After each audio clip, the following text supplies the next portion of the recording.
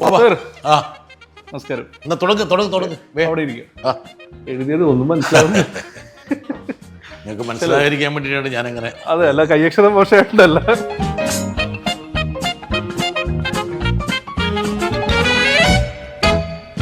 ഞാൻ നോക്കും കേരളത്തിൽ ഇത്രയും ആൾക്കാരെ ഇന്റർവ്യൂ ചെയ്തിട്ടുള്ള ഇന്റർവ്യൂയുടെ എല്ലാ ടെക്നിക്സും അറിയാവുന്ന, ഈ ഇന്റർവ്യൂയിലൂടെ എങ്ങനെ കാലുവാരാമെന്ന് അറിയാവുന്ന ഒരു മനുഷ്യൻ ഇതിനെ അനുവദിക്കുക എന്ന് പറയുന്നത് തന്നെ നമുക്കൊരു അത്ഭുതമുള്ളൊരു കാര്യമാണ്. അതും പ്രത്യേകിച്ച് അതിപ്പോൾ രാഷ്ട്രീയക്കാരനായിരിക്കുന്ന സമയത്ത് why would you ever agree for an interview? നിങ്ങൾക്ക് അതിന്റെ എല്ലാ നൂലാമാലകളും മനസ്സിലാവുന്ന ഒരു മനുഷ്യനല്ലേ. But on the other side when I look at it, നിരന്തരമായിട്ട് നോർത്തേൺ ചാനൽസിന് ഇന്റർവ്യൂ കൊടുക്കുന്നുണ്ട്. Your Rajya Sabha debates are very well prepared. You make it up, it's almost like you are giving a piece to the camera. You're not talking to the opposition, you're talking to the entire world. You know that there are cameras around you. അത് വളരെ എന്താ പറയുക, ഒരു punch ഡയലോഗും എനിക്ക് ടൈംഡും കൂടിയാണ്. ഒരു correct റീലിലുള്ള ഡ്യൂറേഷനാണ് ആ സാധനം വരുന്നത്. അപ്പോൾ ഇതൊരു ഭയങ്കര രസമുള്ളൊരു കാര്യമായിട്ട് തോന്നി.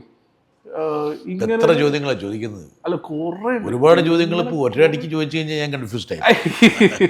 ഇപ്പൊ ഞാനിപ്പോ ഇത് എങ്ങനെ ഈ ചോദ്യത്തോട് പ്രതികരിക്കണം എന്നാണ് ഇപ്പൊ എന്റെ confusion. I wonder like how does it feel to be on the other side? It's ഇതിപ്പോ ഇങ്ങനെ ഒരുപാട് കാലം ഇരുന്നിട്ട് ഈ ജേർണലിസം ഇതിലിരുന്ന്, അതും ഏറ്റവും കൂടുതൽ ഇന്റർവ്യൂസ് ഒരു പക്ഷേ മലയാളത്തിൽ ചെയ്തിട്ടുള്ള ഈ 1-on-1 ഇന്റർവ്യൂസ് ഇപ്പോഴാണ് നമ്മൾ പോഡ്കാസ്റ്റ് ഒക്കെ വിളിക്കാൻ തുടങ്ങിയത്. പക്ഷെ അതിന്റെ മുന്നേ ഇത് ഏറ്റവും കൂടുതൽ ചെയ്തിട്ടുള്ള ഒരു ആയിരക്കണക്കിന് ചെയ്തിട്ട് ആരും ഉണ്ടാവില്ല. അതിലെല്ലാവരോടും ഈ പറയുന്ന അത്യാവശ്യം കുനിഷ്ഠമായിട്ടുള്ള സാധനങ്ങൾ മമ്മൂട്ടി ഒഴിച്ചായിരിക്കും ബാക്കി എല്ലാവരോടും അത്യാവശ്യം നന്നായിട്ട് ചോദിച്ചിട്ടുണ്ടാവും. അപ്പോൾ അത് കഴിഞ്ഞിട്ട് നമ്മളൊരു പൊളിറ്റീഷ്യൻ ആയിരിക്കുമ്പോൾ we are accountable to the public, media will approaches, നമ്മൾ ഇന്റർവ്യൂ എടുക്കും. So you initially at least you would have kind of felt it as weird thing അല്ലേ? എൻ്റെ ഒരു ക്യൂരിയോസിറ്റിയാണ്. ഓക്കെ, ഈ കേരളത്തിലെ പ്രധാനപ്പെട്ട ആൾക്കാരിൽ 2 പേരുടെ അഭിമുഖം മാത്രം ഞാൻ എടുത്തിട്ടില്ല. അത് ശരി. ആരാന്നറിയോ? ഒന്നും മമ്മൂട്ടിയുടെയും മമ്മൂക്കയുടെയും, 2 ശ്രീ പിണറായി വിജയന്റെയും. രണ്ടുപേരുടെ അഭിമുഖം ഞാൻ എടുത്തിട്ടില്ല. അപ്പൊ കാരണം എന്താണെന്ന് വെച്ചാൽ, ഞാൻ എന്താ ചോദിക്കുക അവരോട്? എന്താ കാരണം എന്ന് വെച്ചാൽ ചോദ്യങ്ങളിൽ ഒരു ക്യൂരിയോസിറ്റി ഉണ്ടായിരിക്കും. നമുക്കറിയാവുന്നൊരു ഉത്തരത്തിന് വേണ്ടിയുള്ള ചോദ്യങ്ങൾ ഒരിക്കലും ഗുണകരമല്ല. ഞാനതിൽ വിശ്വസിക്കുന്നില്ല. ഒരുപക്ഷെ ഞാൻ ഈ ഇൻ്റർവ്യൂ പങ്ക്തി തുടങ്ങുമ്പോൾ, ക്വസ്റ്റ്യൻ ടൈം, JB ജംഗ്ഷനൊക്കെ തുടങ്ങുന്ന സമയത്ത്, ആ സമയത്ത് കേരളത്തിലുള്ള പല അഭിമുഖങ്ങളുടെയും സ്വഭാവം എന്ന് വെച്ചാൽ നമുക്കറിയാവുന്ന കാര്യങ്ങൾ ചോദിക്കുക. ഇത് എത്രാമത്തെ സിനിമയാണ്? നിങ്ങൾക്ക് ഏറ്റവും ഇഷ്ടപ്പെട്ട പാട്ട് ഏതാണ്? നിങ്ങൾ 996 നിയമസഭയിലേക്ക് മത്സരിച്ചപ്പോൾ എത്ര ഭൂരിപക്ഷം കിട്ടി? അപ്പം അതുവരെയുള്ള ഒരു അഭിമുഖങ്ങളുടെ ഒരു പാറ്റേൺ, പ്രധാനപ്പെട്ട അഭിമുഖങ്ങളുടെ ഒക്കെ ഒരു പാറ്റേൺ എന്ന് പറഞ്ഞാൽ നമുക്ക് അറിയാവുന്ന കാര്യങ്ങൾ. ഒന്ന്, ആ ചോദ്യം ചോദിക്കുന്ന വ്യക്തിയുടെ ക്യൂരിയോസിറ്റിയെ പോലും ശമിപ്പിക്കാൻ പറ്റുന്ന ചോദ്യമല്ല. 2, ജനങ്ങളുടെ ഒരു ക്യൂരിയോസിറ്റി ഉണ്ട്. ആ ക്യൂരിയോസിറ്റിക്കൊന്നും ഒരു പ്രത്യേകിച്ച് ഒരു പ്രസക്തി ഇല്ലാതെ പോകുന്നൊരു സംഭവമാണ്. അപ്പം ഞാൻ എന്തിനാണ് ഈ 2 ആൾക്കാരെ ഇന്റർവ്യൂ ചെയ്യുന്നതെന്ന് വെച്ചാൽ, ഒരുപക്ഷെ അവരുടെ ആ ചോദ്യങ്ങൾ, ഞാൻ ചോദിക്കാൻ പോകുന്ന ചോദ്യങ്ങളുടെ മറുപടി എന്താണെന്ന് എനിക്ക് തന്നെ അറിയാം. അപ്പൊ ആ അഭിമുഖത്തോട് എനിക്ക് പരിപൂർണമായി നീതി പുലർത്താൻ പറ്റാത്തൊരു. അല്ല, അതിൽ ഞാനൊരു സംശയം ചോദിക്കട്ടെ. അത് നമ്മൾ ഈ ജേർണലിസ്റ്റിന്റെ എത്തിക്സ് നോക്കുന്ന സമയത്ത്, we starting with journalism now. നമ്മൾ ഈ ജേർണലിസ്റ്റ് എത്തിക്സ് നോക്കുന്ന സമയത്ത് ഇങ്ങനെ ഒരുപാട് രാഷ്ട്രീയക്കാരുമായിട്ടോ അല്ലെങ്കിൽ പബ്ലിക് പേഴ്സണാലിറ്റിയായിട്ടോ അടുക്കുന്നത് ഇങ്ങനത്തെ ഒരു പ്രശ്നമില്ലേ? നമുക്ക് ഈ പറയുന്ന നമ്മൾ പൊതുവെ കണ്ടുവരുന്ന ഒരു ആക്സസ് ജേർണലിസം എന്ന് പറയാവുന്ന ഒരു മേഖല. We have a very close relationship with someone and then we interview them, and based on our access we get the interview. Based on our access we know things about them that other people may not know. ഇതൊരു പ്രശ്നമല്ല. ശത്രുക്കളാകണമെന്നില്ലല്ലോ. പക്ഷെ ഞാൻ ചോദിക്കുന്നത് വെച്ചാൽ, basically ഒരുപക്ഷെ journalism വൾഗറാകുന്ന ഈ കാലഘട്ടത്തിലല്ലേ. മുൻകാലഘട്ടത്തിൽ ഞാൻ ഡൽഹിയിൽ മാധ്യമപ്രവർത്തകനായിട്ട് എൻ്റെ ഇന്നിങ്സ് തുടങ്ങിയ സമയത്ത് മലയാള പത്രലോകത്താകെ 6-7 പത്രപ്രവർത്തകരുണ്ട്. അതിൽ നല്ല തലയെടുപ്പുള്ള ഒരുപാട് പത്രപ്രവർത്തകരുണ്ട്. അതിൽ ഏറ്റവും ജൂനിയർ എന്നൊക്കെ പറയാവുന്ന ഞാനായിരിക്കും. അതായത് TVR ഷണായി, VK മാധവൻകുട്ടി, കേരളാമുദ്ര നായർ സാർ, അങ്ങനെ 7-8 പേരേ ഉള്ളൂ. ഇപ്പം മനോരമയിലെ D. വിജയമോഹൻ, അല്ലെങ്കിൽ K. ഗോപാലകൃഷ്ണൻ, പിന്നീട് മാതൃഭൂമിയുടെ പത്രാധിപരായ, ഇവർക്കെല്ലാം നല്ല ബന്ധങ്ങൾ രാഷ്ട്രീയക്കാരുണ്ടായിരുന്നു. പക്ഷേ എന്ന് വിചാരിച്ചിട്ട് വാർത്തകൾ എഴുതുന്നതിൽ ഒരു പ്രത്യേകിച്ചൊരു കോംപ്രമൈസോ അല്ലെങ്കിൽ ഒത്തുതീർപ്പോ സന്ധി ഉണ്ടായിരുന്നില്ല. അതേസമയം ഒരാളെയും വഷളാക്കുന്ന രീതിയിൽ വാർത്തകൾ കൊടുത്തിരുന്നുമില്ല. നോക്ക്. അപ്പം വളരെ ആരോഗ്യകരമായ ഒരു മാധ്യമപ്രവർത്തന പരിസരമാണ് എൻ്റെ ആദ്യ കാലഘട്ടത്തിലുണ്ടായിരുന്നത്. ഇന്ന് നമ്മൾ കാണുന്ന മാധ്യമപ്രവർത്തനം എന്ന് പറയുന്നത് ഒരു മാധ്യമപ്രവർത്തനം തന്നെയാണോ എന്നൊരു സംശയം. ഞാൻ കേട്ടു, ഞാൻ ആ മുമ്പൊരു ഇന്റർവ്യൂവിൽ പറയുന്നത് കേട്ടു, മാധ്യമപ്രവർത്തകൻ എന്ന്, മുൻ മാധ്യമപ്രവർത്തകൻ എന്ന് പറയാൻ തന്നെ എനിക്കിപ്പോ. ഇന്ന് മാധ്യമപ്രവർത്തകൻ എന്ന് പറഞ്ഞ ഉടനെ ജനം പറയുന്നത് അറിയാം, മാപ്രയാണല്ലേ എന്ന് ചോദിക്കും. പക്ഷെ അത് ഞാനൊരു സംശയം ചോദിക്കട്ടെ, ഇതിന്റെ ഭവിഷ്യത്ത് അനുഭവിക്കുന്നത് ഞങ്ങളെ പോലത്തെ ഇന്നത്തെ മാധ്യമപ്രവർത്തകരാണ്. നിങ്ങൾ ചെയ്തു വെക്കുന്ന പ്രവൃത്തിയുടെ ഭവിഷ്യത്ത് നിങ്ങൾ പക്ഷെ ഇതിന്റെ തുടക്കം ഞങ്ങളല്ലല്ലോ, ഇതിന്റെ തുടക്കം ഞങ്ങളെ സീനിയേഴ്സ് ആണല്ലോ. കൊണ്ടുവന്നിട്ടുള്ള ഒരു മോഡല് അത് കഴിഞ്ഞ് ഞാൻ അതിനോട് യോജിക്കുന്നില്ല. എന്താ കാരണം എന്ന് വെച്ചാൽ ബേസിക്കലി ഓരോ മാധ്യമപ്രവർത്തകനും അവൻ്റെ ഒരു ഇൻറ്റഗ്രിറ്റി ഉണ്ടാകണം എന്നുള്ള അഭിപ്രായക്കാരനാണ് ഞാനിപ്പോൾ ഉദാഹരണം പറഞ്ഞാൽ കൈരളിക്ക് ഒരു നിലപാടുണ്ട്, പക്ഷമുണ്ട് എന്നൊക്കെ എല്ലാവർക്കും അറിയാവുന്ന കാര്യമാണ്. പക്ഷേ എൻ്റെ ഫ്ലോറിൽ വരുന്ന ഒരാളോട് ഞാനിതുവരെ അവരെ അപമാനിക്കുന്ന രീതിയിൽ സംസാരിച്ചിട്ടില്ല. ഞാൻ ഇതിൻ്റെ സോക്കോൾഡ് ന്യൂസ് അവറുകൾ, അതായത് നമ്മുടെ ഈ സായാഹ്ന ചർച്ചകൾ ഞാനും ആങ്കർ ചെയ്യുന്ന സമയത്ത് ഞാൻ എല്ലാവർക്കും സ്പേസ് കൊടുത്തിരുന്നു. ഒരു തരത്തിലും ഒരാളെ ഷട്ട് ഔട്ട് ചെയ്തിട്ടില്ല, ഒരാളോട് അപമാനകരമായിട്ട് പെരുമാറിയിട്ടില്ല, ഒരാളെ അവഹേളിച്ചിട്ടില്ല. എനിക്ക് രാഷ്ട്രീയമുണ്ട്. പക്ഷേ ചില തെറ്റിദ്ധാരണയുണ്ട്. എന്താ പറയുക, രാഷ്ട്രീയവും മാധ്യമപ്രവർത്തനവും തമ്മിൽ എന്തോ പ്രശ്നമുണ്ടെന്നുള്ളത് അല്ല. ആക്ച്വലി ലോകത്തിലെ ഇന്ത്യയിലെ മികച്ച മാധ്യമപ്രവർത്തകർ മികച്ച രാഷ്ട്രീയക്കാരായിരുന്നു. ഇപ്പം ഇന്ത്യയിലെ ഏറ്റവും നല്ല മാധ്യമപ്രവർത്തകൻ ആരാന്ന് ചോദിച്ചു കഴിഞ്ഞാൽ ഉത്തരം പറയാൻ പോകുന്നത് ഒരു പക്ഷേ പിന്നെ മഹാത്മാഗാന്ധിയും അംബേദ്കറും ഭഗത് സിംഗും ഒക്കെ അല്ലേ. കേരളത്തിലെ ഏറ്റവും മികച്ച മാധ്യമപ്രവർത്തകർ എന്ന് പറഞ്ഞാരാണ്? കേസരിയും പിന്നെ സ്വദേശാഭിമാനിയും KP കേശവനും ഒക്കെ അല്ലേ. ഇപ്പൊ മാധ്യമപ്രവർത്തകനാവാൻ മടിയാണെന്നൊക്കെ പറയുന്നത് ഈ മാധ്യമപ്രവർത്തനത്തിന് ഒരു അപചയം മാധ്യമപ്രവർത്തകർക്ക് രാഷ്ട്രീയമായിട്ടുള്ള എംബിഷൻസും കൂടി വരുന്നതും കൂടിയാണ്. ഇപ്പം ബ്രിട്ടാസ് ഉൾപ്പെടെയുള്ള ആൾക്കാർ കൊണ്ടുപോകുന്നൊരു മോഡലുണ്ട്. You were a media person and then you become a politician. Veena politician ആവുന്നു. ഇന്നുള്ള ഒരുപാട് മാധ്യമപ്രവർത്തകർ പ്രൈവറ്റായിട്ട് നമ്മൾ സംസാരിക്കുമ്പം അവർ കുപ്പായം തയ്ച്ചു വെച്ചിരിക്കുന്ന പോലെയാണ്.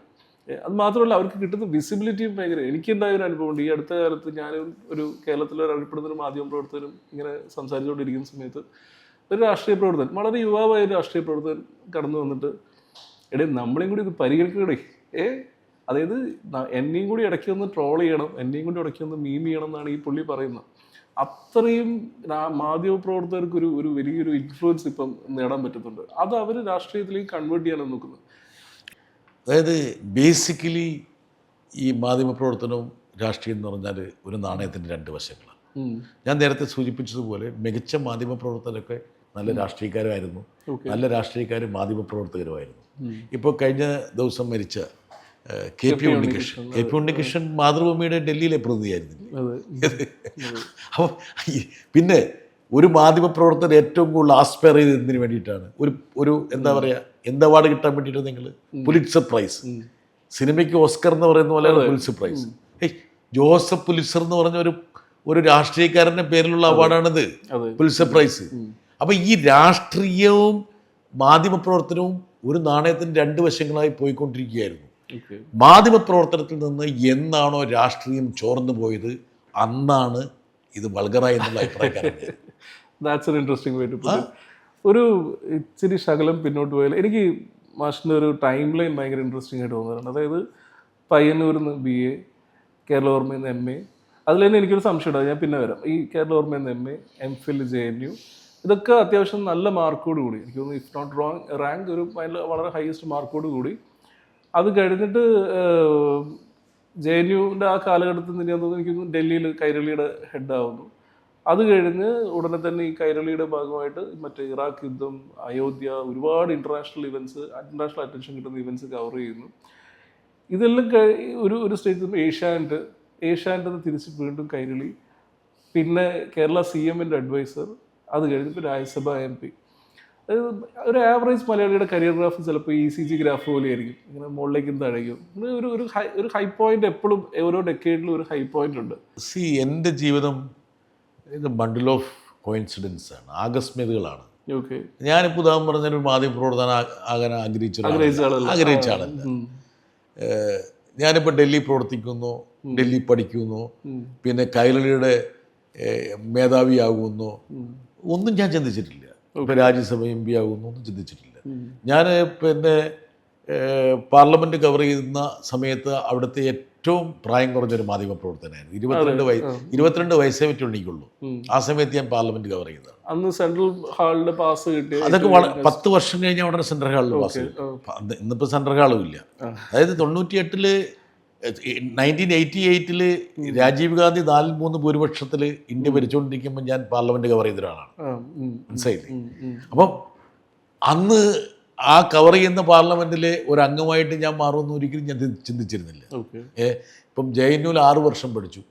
അപ്പോൾ യഥാർത്ഥത്തിൽ ഞാൻ ഗവേഷണം ചെയ്തിട്ട് അവസാനം തീസിസ് സമർപ്പിക്കാൻ അത് മാത്രമേ ഉണ്ടായിരുന്നുള്ളൂ. അതാണ് പിന്നീട് ഞാനത് കംപ്ലീറ്റ് ചെയ്തത്. അപ്പോൾ ഇതൊക്കെ വെച്ച് നോക്കുമ്പോൾ ഞാൻ തിരിഞ്ഞു നോക്കുമ്പോൾ ഒരു പക്ഷേ എനിക്ക് തന്നെ അത്ഭുതമുണ്ട്. കാരണം ഞാൻ ഇങ്ങനെയൊക്കെ ആയിപ്പോയല്ലോ എന്നുള്ളത്. അല്ല, ഇതൊരു സാധാരണ നമ്മളൊരു അന്നത്തെ പക്ഷെ ഇതെല്ലാവരുടെയും ജീവിതം അങ്ങനെയല്ലേ?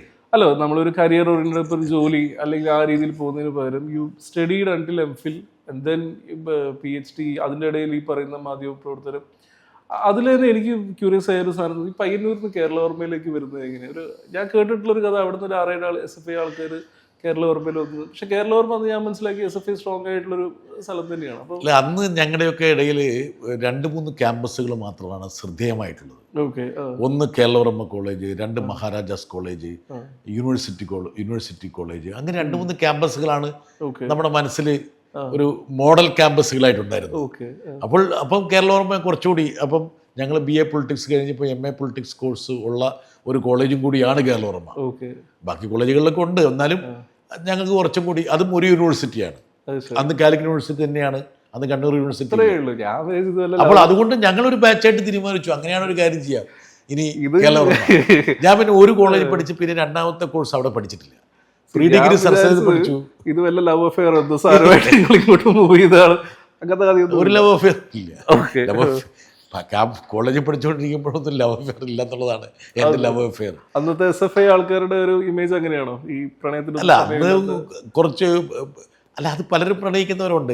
എനിക്കെന്തോ അങ്ങനെ ഒരു എന്താ പറയുക, ഒരു അനുഭവമോ അല്ലെങ്കിൽ വലിയൊരു യോഗ്യതയോ ഉണ്ടായില്ല. യോഗ്യത ഉണ്ടായില്ല, അതാണ് അല്ല, അതിലേക്ക് ഒരു പക്ഷെ ഞാൻ കുറച്ചും കൂടി എന്താ പറയണ, കുറച്ച് നമ്മുടെ പഠിപ്പിനെ കുറിച്ചും മറ്റു കാര്യത്തെക്കുറിച്ചും കുറച്ചുകൂടെ ശ്രദ്ധയുണ്ടായിരുന്നു. സംഘടനാ പ്രവർത്തനം നടത്തുമ്പോൾ പോലും പഠിത്തത്തിലൊരു വീഴ്ച വരുത്തരുതെന്നുള്ളൊരു അഭിപ്രായം. ഞാൻ Kerala Varma college university union council. അത് എങ്ങനെയാണ് അവിടെ ഈ പറയുന്ന SFI ആൾക്കാരുടെ അടുത്ത് പൊതുവെ കേൾക്കുന്ന പാരൻസിനൊക്കെ വെറീഡ് ആവുന്ന ഒരു സാധനം ഇതാണ്, നിങ്ങൾ ഈ രാഷ്ട്രീയ പ്രവർത്തനത്തിന് പോയ പഠനം ഉഴപ്പും. But you were also, I think, you don't come from a communist family as no, I don't came from a very different kind of family. SFIയുടെ സ്ലോഗൻ തന്നെ അന്ന് എന്താ പറയണ്ടേ, ഇന്നും അങ്ങനെ ആയിരിക്കണം, പഠിക്കുക പോരാടുക എന്നുള്ളതാണ്. അപ്പം അതിനകത്ത് പഠനം ഉണ്ടല്ലോ. ഞാൻ യൂണിവേഴ്സിറ്റി യൂണിയൻ കൗൺസിലറായിരിക്കുമ്പോഴാണ് എനിക്ക് MA കോഴ്സിൽ എനിക്ക് ഫസ്റ്റ് റാങ്ക് കിട്ടുന്നത് അവിടെ. അപ്പം ഇത് തമ്മിലൊരു വൈരുദ്ധ്യമായിട്ട് ഞാൻ കണ്ടിട്ടില്ല. യഥാർത്ഥത്തിൽ നല്ല സംഘടനാ പ്രവർത്തനം നമ്മുടെ പഠനത്തെ കുറേ കൂടി സഹായിക്കും എന്നുള്ള അഭിപ്രായക്കാരൻ ഞാൻ, പ്രത്യേകിച്ച് ഹ്യൂമാനിറ്റീസ് ഒക്കെയാണ്. ഒരു വർക്ക് എത്തിക്കിൻ്റെ ഒരു ഭാഗമാണ്. ഇപ്പം ഈ ഡൽഹിയിലെ ജേർണലിസം സമയത്ത് ഒരു സാധനം എടുത്തു നോക്കിയാലും എനിക്ക് ക്യൂരിയോസിറ്റി തോന്നിയൊരു സംഭവം, ഈ അയോധ്യ റിപ്പോർട്ടിങ്ങിൽ നിങ്ങൾ കുറേ ആൾക്കാർ പോയി കാവ്യമൊക്കെ കൊടുത്ത് സന്യാസ വേഷമൊക്കെ ധരിച്ച് അവിടെ പോയി ഇതിൻ്റെ ഇടയിൽ ചെയ്തു എന്നൊക്കെ പറയുന്നുണ്ട്. അതിൽ മറ്റേ ഇടമറിഞ്ഞ് താടിയൊക്കെ നീട്ടിയ ആ ഒരു രൂപം വെച്ചിട്ട് അങ്ങനെയൊന്നുമില്ല കേട്ടോ. ആണോ? അങ്ങനെ അതൊക്കെ തെറ്റിദ്ധാരണയാണ്, അതൊക്കെ കുറച്ച് എക്സാജറേഷനാണ്. പക്ഷേ അങ്ങനെ കാവ്യമൊക്കെ പോസിറ്റാണോ? അല്ല, അങ്ങനെയല്ല. ഞങ്ങൾ ഈ ബാബറി മസ്ജിദ് ഇങ്ങനെ തകർക്കപ്പെടുമ്പോൾ അത് കവർ ചെയ്യാൻ വന്ന മാധ്യമപ്രവർത്തകരെ വേട്ടയാടുന്നുണ്ട്. അപ്പോൾ അവരെ ഭയങ്കരമായിട്ട് അറ്റാക്ക് ചെയ്യുന്ന സമയത്ത് അറ്റാക്കിൽ നിന്ന് രക്ഷപ്പെട്ട് ഞങ്ങളുണ്ടായിരുന്ന സ്ഥലത്ത് നിന്ന് നമുക്ക് പോകണമെങ്കിൽ, അപ്പോൾ ഞാനൊരു ഒരു കാവി മഫ്ലറോ അങ്ങനെ എന്തൊരു തുണിയോ മറ്റേ പൈസ കൊടുത്ത് മേടിച്ച് അത് 2-3-4 കഷ്ണമായിട്ടൊക്കെ കീറി ഓരോരുത്തർ തലയിൽ കെട്ടി അങ്ങനെ അവിടെ നിന്ന് രക്ഷപ്പെട്ടു. അപ്പോൾ അതല്ലെങ്കിൽ ചിലപ്പോൾ ഞങ്ങളെ ആക്രമിച്ചേക്കാം. മാധ്യമപ്രവർത്തകരാന്നുള്ളൊരു ഐഡന്റിറ്റി ഉണ്ടെങ്കിൽ അവരെ വല്ലാതെ ആക്രമിക്കുന്ന ഒരു ഘട്ടമായിരുന്നു. അപ്പോൾ ഞങ്ങൾ അങ്ങോട്ട് പോകുന്ന സമയത്ത് ഇങ്ങനെ ഒരു ആക്രമണം ഉണ്ടാകുമെന്നോ അല്ലെങ്കിൽ ബാബറി മസ്ജിദ് തകർക്കപ്പെടുമെന്നോ നമ്മൾ വിചാരിച്ചില്ല. ഞങ്ങൾ ഈ പുലർച്ചെ ഡിസംബർ 6, 1992 ഫൈസബാദിൽ നിന്ന് രാവിലെ നല്ല ശൈത്യമുള്ള സമയമാണ്. വല്ലൊരു അംബാസഡർ കാറിൽ ഞങ്ങളിങ്ങനെ കുത്തിത്തിരിയിരുന്ന് ഞങ്ങൾ അയോധ്യയിലേക്ക് പോകുമ്പോൾ എൻ്റെ മനസ്സിലൊരിക്കലും ബാബറി മസ്ജിദ് തകർക്കപ്പെടും എന്നുള്ളൊരു ചിന്തയുണ്ടായിരുന്നില്ല. എന്താ കാരണം എന്ന് വെച്ചാൽ ഇന്ത്യ എന്ന് പറയുന്ന വലിയൊരു മതനിരപേക്ഷ രാഷ്ട്രത്തിൻ്റെ ഒരു പ്രതീകമായിട്ട് തലയുയർത്തി നിൽക്കുന്ന താഴ്വക്കുടങ്ങളാണ്. ഇതൊക്കെ അങ്ങനെ തകർക്കാൻ പറ്റുമോ? അതുമാത്രമല്ല, ഉത്തരേന്ത്യയിൽ നിന്ന് വന്നിരിക്കുന്ന അർദ്ധസേനയുടെ ബറ്റാലിയൻസൊക്കെ അവിടെ സരയൂ നദിക്കരയിൽ ഇങ്ങനെ ക്യാമ്പെടുക്കുന്നു. അപ്പോൾ ഇന്ത്യ എന്ന് പറയുന്ന മഹാരാജ്യം, ആ രാജ്യത്തിൻ്റെ പ്രധാനപ്പെട്ട ഒരു അടയാളമായിട്ടുള്ള അല്ലെങ്കിൽ മതനിരപേക്ഷതയുടെ ഒരു പ്രതീകമായിട്ടുള്ള ഒരു മസ്ജിദ് തകർക്കാൻ വേണ്ടിയിട്ട് വഴിവെക്കുമോ? അപ്പം നമ്മൾ ഇവിടുന്ന് കേരളത്തിൽ നിഷ്കളങ്കതയല്ല, അതായത് എൻ്റെ മനസ്സിലുള്ള ഇന്ത്യ എന്ന് പറയുന്നത് ഞാൻ കേരളത്തിൽ നിന്ന് കൊണ്ടുപോയ ഇന്ത്യയാണ്. കേരളത്തിൽ നിന്ന് ഞാൻ ഡൽഹിയിലെത്തിയപ്പോൾ എൻ്റെ നെഞ്ചിനകത്ത് കൊണ്ടുപോയ ഇന്ത്യ എന്നുള്ളൊരു ആശയമാണ് എൻ്റെ ഉള്ളിലുള്ളത്. ആശയമാണ് തലകുത്തിനെ മറിയുന്നത്. അതല്ല യഥാർത്ഥ ഇന്ത്യ ഒരു ഇരുണ്ട ഇന്ത്യയാണ്.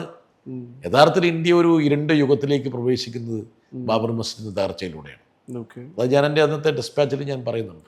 അത് എനിക്കതിൽ ഇൻട്രസ്റ്റിംഗ് ആയിട്ട് തോന്നിയൊരു കാര്യം, ഇന്ന ലേറ്റർ സ്റ്റേജ് ഇപ്പോൾ രാജ്യസഭയിൽ സംസാരിക്കുന്ന സമയത്ത് sometimes I feel you have this dichotomy. You have lived in Delhi. മലയാളിയായിട്ട് ഡൽഹിയിൽ പോയിട്ട് ജീവിച്ച് ഈ ബാബറിയൊക്കെ തകർക്കുന്നത് നേരിട്ട് കണ്ടൊരു അനുഭവം, അതിൻ്റെ ഒരു എക്സ്പീരിയൻസ്, ഒപ്പം ഡൽഹിയിൽ നിന്നുകൊണ്ട് കേരളത്തെ നോക്കി കണ്ടിട്ടുള്ള ഒരു ഔട്ട്സൈഡർ വ്യൂ.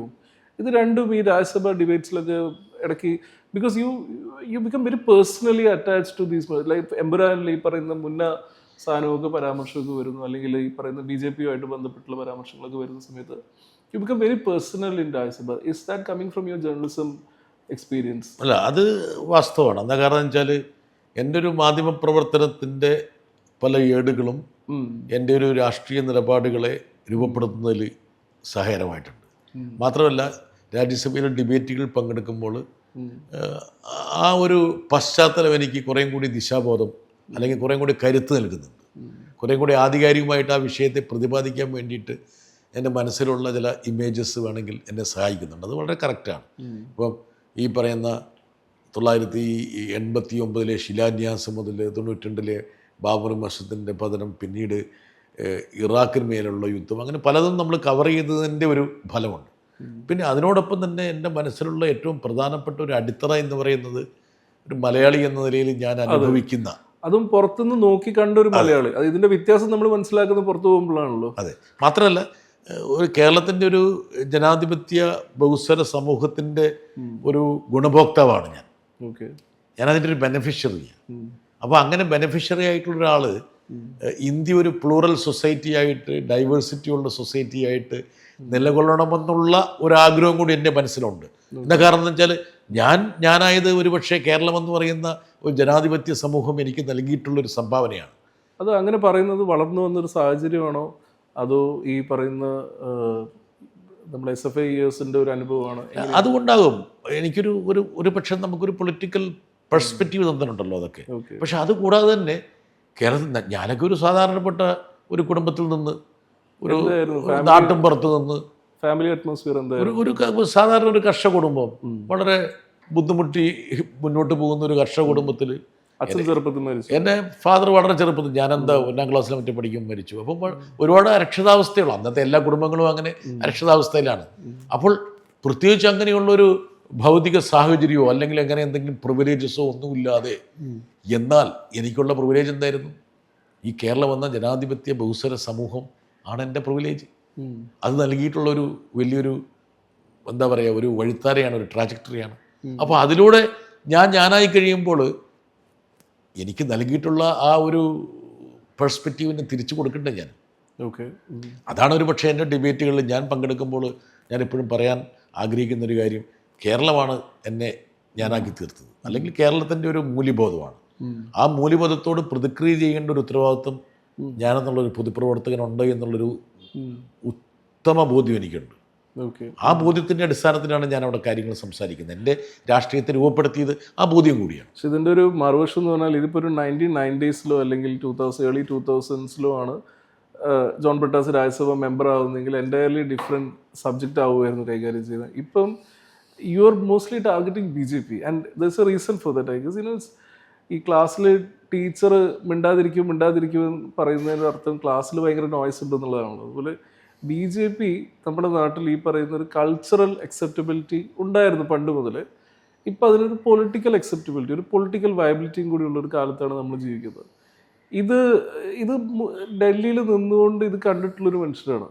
ഇതിൻ്റെ ഈ മാറ്റം എങ്ങനെ വന്നു എന്ന് നമുക്ക് പറയാൻ പറ്റും. ഇപ്പം ഞാനിപ്പോൾ തിരുവനന്തപുരം വരുന്ന സമയത്ത് ഇവിടെ BJP പ്രവർത്തകരെല്ലാം ഭയങ്കര ഇതിലാണ്. ഒരു തിരുവനന്തപുരം കിട്ടുമെന്നുള്ളൊരു ഉത്സാഹത്തിൽ, കടുപ്പമാണ് ഫൈറ്റ് എന്ന് അവർക്കറിയാം. പക്ഷെ എന്നാൽ അവർക്കൊരു they think it's within their hands, it's within reach.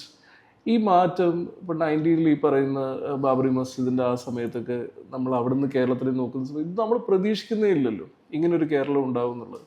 ഈ ട്രാൻസ്ഫോർമേഷൻ വളരെ സ്ലോ ആയിട്ട് സംഭവിച്ചൊരു സാധനമാണ്. ഇതൊരു ഒരു ഒരു മീഡിയ പേഴ്സൺ എന്നുള്ള രീതിയിലും ഒരു പൊളിറ്റീഷ്യൻ എന്നുള്ള രീതിയിലും ഒന്ന് അനലൈസ് ചെയ്യാൻ പറ്റും ഇത് എങ്ങനെയാണ് ഈ മാറ്റം വന്നതെന്ന്. അല്ലേ, നമ്മളിപ്പോൾ ചരിത്രത്തിലേക്ക് പോവുകയാണെങ്കിൽ മഹാത്മാഗാന്ധിയുടെ രക്തസാക്ഷിത്വം ഇല്ലായിരുന്നെങ്കിൽ ഇന്ത്യ എത്രയോ മുമ്പേ തന്നെ ഇരുണ്ടു പോകുമായിരുന്നുള്ളൊരു അഭിപ്രായക്കാരൻ ഞാൻ.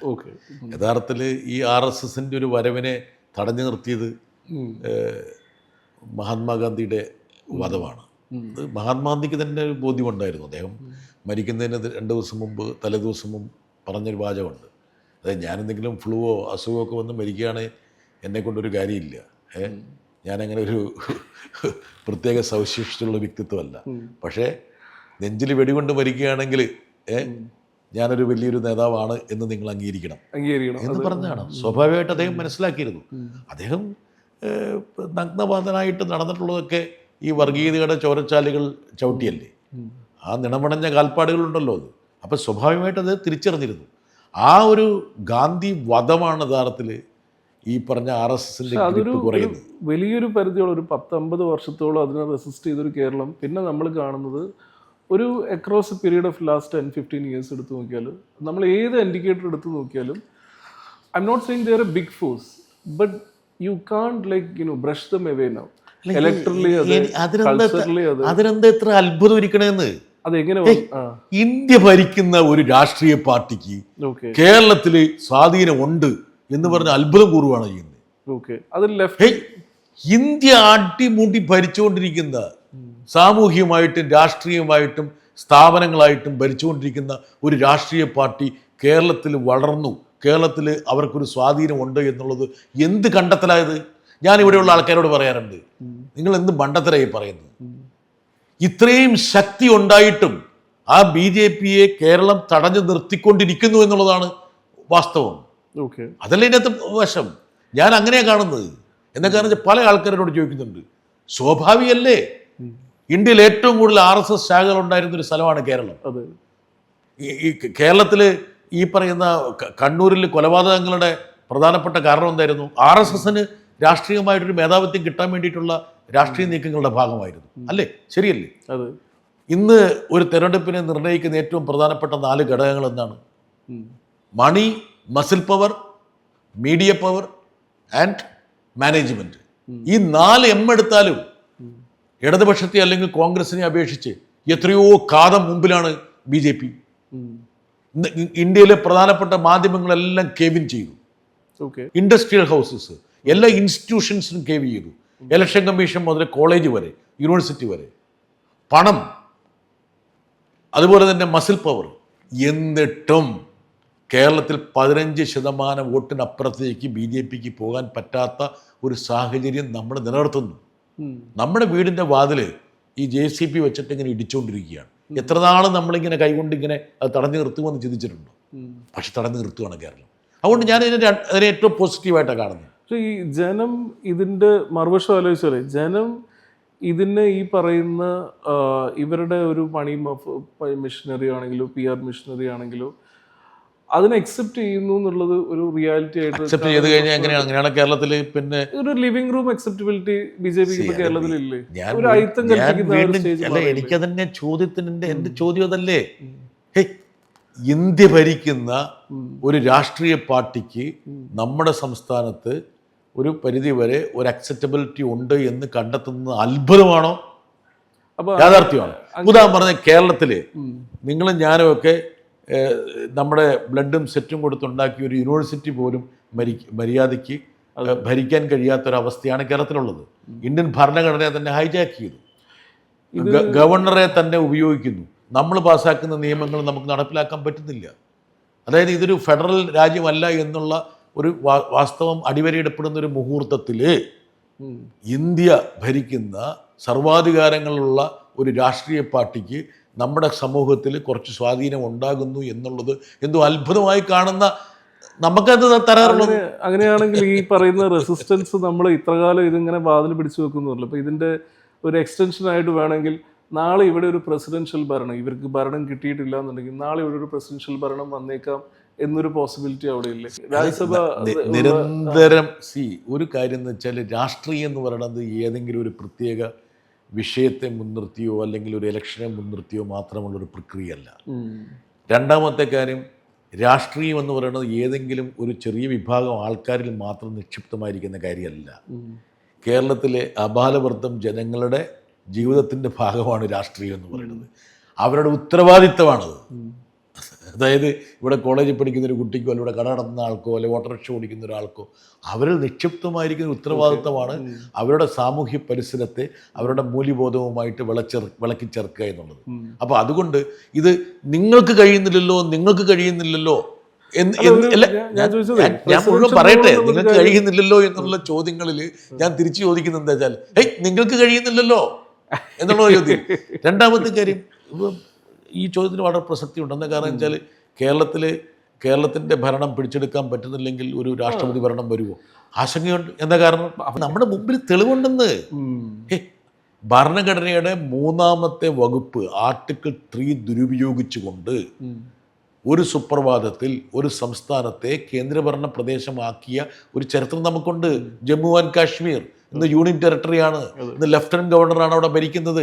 അവിടെ തിരഞ്ഞെടുക്കപ്പെട്ട സർക്കാരിന് പ്രത്യേകിച്ച് യാതൊരു അധികാരവുമില്ല. അപ്പോൾ എങ്ങനെയാണ് ഇന്ത്യയുടെ ഒരു സംസ്ഥാനമായിട്ടുള്ള ജമ്മു ആൻഡ് കാശ്മീർ ഒരു സുപ്രഭാതത്തിൽ കേന്ദ്രഭരണ പ്രദേശമായത്? So you're saying this is a possibility now? Possibility അല്ല. BJP എന്നുള്ള രാഷ്ട്രീയ പാർട്ടി ഒരു ഫാഷിസ്റ്റ് പ്രസ്ഥാനത്തിൻ്റെ ഭാഗം എന്ന നിലയ്ക്ക് ഏത് രൂപത്തിലും അവർ കൈകാര്യം ചെയ്യും. ഏത് രൂപത്തിലും ഭരണഘടനയെ വക്രീകരിക്കാനും വളച്ചൊടിക്കാനും അട്ടിമറിക്കാനും അവർ തയ്യാറാകും. അങ്ങനെയാണെങ്കിൽ ഇത്രയും എമർജൻസി ഉള്ള ഒരു സിറ്റുവേഷൻ, ഇത്രയും മണി പവറും മസിൽ പവറും ഉള്ള ഒരു പാർട്ടി വന്ന് ഭരണം പിടിക്കാൻ നോക്കുന്നു. To the extent that they will bring a presidential rule to clamp us down. അങ്ങനെയാണെങ്കിൽ അതിനനുസരിച്ച് നമ്മുടെ സ്ട്രാറ്റജിയും ഈ CPM-ന്റെയും കോൺഗ്രസിൻ്റെയും സ്ട്രാറ്റജിയും ഇവർ റെസിസ്റ്റ് ചെയ്യാനുള്ള സ്ട്രാറ്റജിയും കാലത്തിനനുസരിച്ച് അപ്ഡേറ്റ് ചെയ്യപ്പെടുന്നുണ്ട്. ഇപ്പോൾ ഞാനൊരു ഉദാഹരണം പറയും. DMK പോലൊരു പാർട്ടിക്ക് പനീർസെൽവത്തിനെ കൂടെ കൂട്ടി അതിങ്ങനെ കൺവിൻസ് ചെയ്ത് ചെയ്യാൻ പറ്റുമെങ്കിൽ കേരളത്തിൽ CPM-നും കോൺഗ്രസിനും ഏതെങ്കിലും ഒരു മൊമെൻറ്റിൽ ഇതിനെ ജോയിൻ്റ് ആയിട്ട് ഫേസ് ചെയ്യുന്നൊരു സിറ്റുവേഷനിലേക്ക് വരാൻ, ഇനി കോൺഗ്രസിന് കൂട്ടുകൂടാൻ പറ്റിയില്ലെങ്കിൽ ലീഗിന് ഒരു ഇതുപോലെ DMK പനീർസെൽവത്തിനെ കൺവിൻസ് ചെയ്ത പോലെ ലീഗിനെ കൺവിൻസ് ചെയ്ത് ഇത്രയും വലിയൊരു എമർജൻസി സിറ്റുവേഷനാണ് നമ്മൾ ഫേസ് ചെയ്തതെന്ന് മാഷത് പറഞ്ഞു. അങ്ങനെയാണെങ്കിൽ ലീഗിനെ കൺവിൻസ് ചെയ്തിട്ടോ അങ്ങനെ ഒരു പുതിയ ടാക്ടിക്, ഒരു പൊളിറ്റിക്കൽ ടാക്ടിക് എന്ന രീതിയിൽ CPM-ന്റെ ഒരു പദ്ധതികൾ എന്തൊക്കെയാണ്? ഇങ്ങനെ എന്തെങ്കിലും ഒരു കാര്യം പാർട്ടി ഐഡിയോളജിക്കൽ ആയിട്ട് ആലോചിക്കുന്നുണ്ടോ എന്നുള്ളൊരു ക്യൂരിയോസിറ്റിയാണ്. ഞാൻ തിരിച്ചൊരു ചോദ്യം ചോദിക്കാം. ഓക്കെ, ഇപ്പോൾ നിങ്ങൾ ഉദ്ദേശിച്ച ഒരു കാര്യവും നിങ്ങൾ പറഞ്ഞ കാര്യം തമ്മിൽ വൈരുദ്ധ്യമുണ്ടെന്ന് ഞാൻ തെളിയിക്കട്ടെ. ഷുവർ. അതായത് നിങ്ങൾ ഈ പറഞ്ഞ കാര്യവും ഒരു സ്ട്രാറ്റജി ആയിട്ട് അവതരിപ്പിച്ച കാര്യമാണ് BJP ആഗ്രഹിക്കുന്നത്. ഇവിടുത്തെ UDF-ഉം LDF-ഉം കൂടി ഒരുമിച്ച് നിൽക്കണം, നിങ്ങൾക്ക് ഒരുമിച്ച് നിന്നൂടെ എന്ന് നിങ്ങൾ ചോദിച്ചു തന്നെയാണ് BJP ആഗ്രഹിക്കുന്നത്. എന്താ കാരണം? ഇവിടുത്തെ 2 ധ്രുവങ്ങളിൽ നിൽക്കുന്ന LDF-ഉം UDF-ന്റെ ഇടയിലേക്ക് ഒരു സ്പേസ് കിട്ടാതെ BJP വിഷണറായി നിൽക്കുമ്പോൾ നിങ്ങൾ എനിക്കൊരു ഐഡിയ പറഞ്ഞു തരിക. I mean this is essentially what BJP wants. You are trying to place a strategy which is BJP strategy.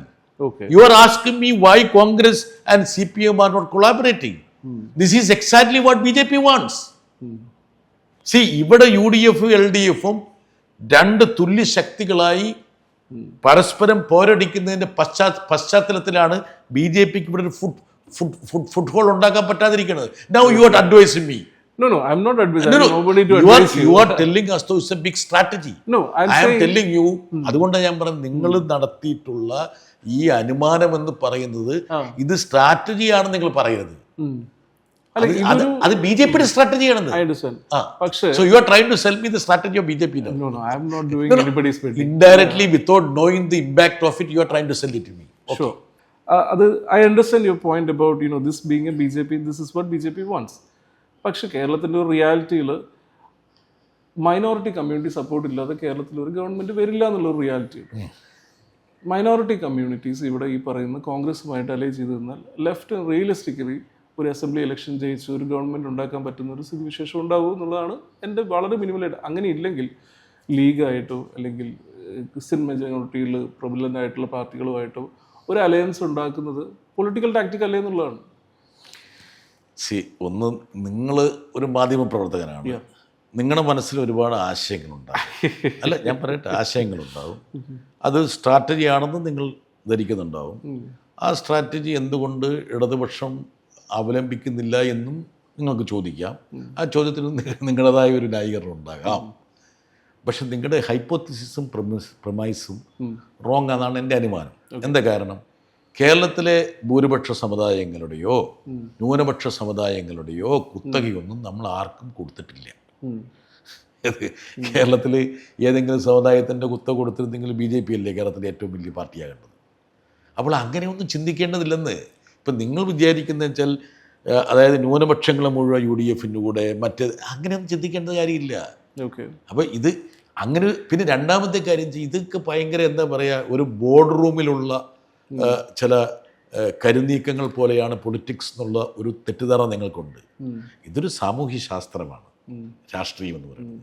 അതായത് രണ്ട് ഈ പറയുന്ന ബ്രിക്സ് അടുക്കി വെക്കുന്നത് പോലെ വളരെ ലളിതമാണ് രാഷ്ട്രീയം എന്നുള്ള ഒരു തെറ്റിദ്ധാരണ വേണ്ടതില്ലെന്നുള്ള അഭിപ്രായക്കാരനാണ്. പിന്നെ ഒരുപക്ഷെ നിങ്ങൾ പറഞ്ഞത് ശരിയായിരിക്കാം. എന്താ കാരണം വെച്ചാൽ, ഇന്ന വിഭാഗത്തിൻ്റെ വർദ്ധിച്ച സപ്പോർട്ട് ഇന്ന പാർട്ടിക്ക് ഉണ്ടാകാം. I don't disagree with that. ഞാനത് നിങ്ങളോട് പക്ഷേ ഞാനിപ്പോഴും ആത്മാർത്ഥമായി വിശ്വസിക്കുന്നതെന്ന് വെച്ചാൽ, അതായത് കേരളത്തിൽ LDFന് ട്രമൻഡസ് ഗുഡ് വില്ലുണ്ട്. ട്രമൻഡസ് ഗുഡ് വില്ലുണ്ട്. കേരളത്തിലെ ഇടതുപക്ഷ ഗവൺമെൻറ്റിന് പെർഫോമൻസിൻ്റെ അടിസ്ഥാനത്തിൽ ട്രമൻഡസ് ഗുഡ് വില്ലുണ്ട്. ഞാൻ നേരത്തെ സൂചിപ്പിച്ചതുപോലെ, എന്തുകൊണ്ടാണ് കേരളത്തിൽ മാത്രം ഒരു വർഗീയ അസ്വാസ്ഥ്യം ഉണ്ടാകാതിരിക്കുന്നത്? എന്തുകൊണ്ടാണ് ജനങ്ങളുടെ ഇടയിൽ ഒരു ഭിന്നിപ്പോ ധ്രുവീകരണമോ ഇവർക്ക് സൃഷ്ടിക്കാൻ പറ്റാതിരിക്കുന്നത്? പഠിച്ച പണി നോക്കിയിട്ടും പറ്റാതിരിക്കുന്ന കാരണം എന്താണ്? കേരളത്തിൽ ഒരു ശക്തമായ ഒരു ഇടതുപക്ഷ ധാരയുണ്ടെന്നുള്ളതുകൊണ്ടാണ്. അപ്പോൾ അതിനെ വീക്കം ചെയ്യാൻ ആഗ്രഹിക്കുന്നില്ല ഞങ്ങൾ. അതായത് കേരളത്തിൻ്റെ മതനിരപേക്ഷതയെ, ജനാധിപത്യത്തെ ദുർബലപ്പെടുത്താൻ ഉതകുന്ന രീതിയിലുള്ള ഒരു നടപടിയും ഞങ്ങളുടെ ഭാഗത്തുനിന്ന് ഉണ്ടാകില്ല. അപ്പം നിങ്ങൾ പറയുന്ന പോലെ ഇത് ലീഗിനെ എടുത്ത് ഇങ്ങോട്ട് വെച്ചുകൂടെ, ഒരു ക്രിസ്ത്യൻ പാർട്ടി എടുത്ത് ഇങ്ങോട്ട് വെച്ചുകൂടെ, അങ്ങനെ വരുമ്പോൾ ഇതൊക്കെ ഇത് ലെഗോ വെക്കുന്ന പോലെയെല്ലാം രണ്ടുപേർക്കും അറിയാം. But I want to come back to what you said about enormous goodwill. Why do you think it doesn't translate as much as you want in the electoral politics? ഇപ്പം അസംബ്ലി ഇലക്ഷൻ കഴിഞ്ഞതിന് ശേഷം, last assembly election കഴിഞ്ഞതിന് ശേഷം panchayat election, Lok Sabha election, 5 by ഇലക്ഷനിലും 4 by ഇലക്ഷനിലും LDF തോക്കുകയുണ്ടായിരുന്നു. Election, if you take indicator of voters into sentiment. ഏതൊക്കെ by ഇലക്ഷനിലാണ് ഇടതുപക്ഷം തോറ്റത്? പാലക്കാട്. ഓക്കെ, പാലക്കാട്. തൃക്കാക്കര. 2 more. നിലമ്പൂര്. പറ. 1 more. ഈ മണ്ഡലമൊക്കെ എന്തായിരുന്നു? I understand. പക്ഷേ enormous goodwill if there is a popular wave. ഞങ്ങളുടെ 2021 അല്ല, ഒരു സെക്കൻഡ്, ഞങ്ങളുടെ സ്ഥാനാർത്ഥിയെ വെച്ചിട്ടല്ലോ ഞങ്ങൾ നിലമ്പൂർ ജയിച്ചത്. കോൺഗ്രസിൻ്റെ ഒരു സ്ഥാനാർത്ഥിയെ വെച്ചിട്ടല്ലേ ജയിച്ചത്. കോൺഗ്രസ്സുകാരൻ ഒരാളല്ലേ. അത് ഞങ്ങളുടെ വോട്ട് പ്ലസ് ഒരു വോട്ട് കിട്ടണം, എന്നാലേ അത് മണ്ഡലത്തിൽ ജയിക്കുള്ളായിരുന്നു. അങ്ങനെ ജയിച്ചു. ഇനി തൃക്കാക്കര ഞങ്ങളുടെ മണ്ഡലമാണ് അല്ലല്ലോ. അവിടെ ഒന്നാമതൊരു സഹതാപ രംഗത്തിൻ്റെ പശ്ചാത്തലം. ശരിയാണ്. അപ്പോൾ എവിടെയാണ് നിങ്ങൾ പറഞ്ഞു വരുന്നത്? പിന്നെ ഞങ്ങളുടെ ഒരു മണ്ഡലം ഉണ്ടായിരുന്നു, ഞാൻ പറഞ്ഞുതരാം, ചേലക്കര. ഞങ്ങൾ ജയിച്ചല്ലോ.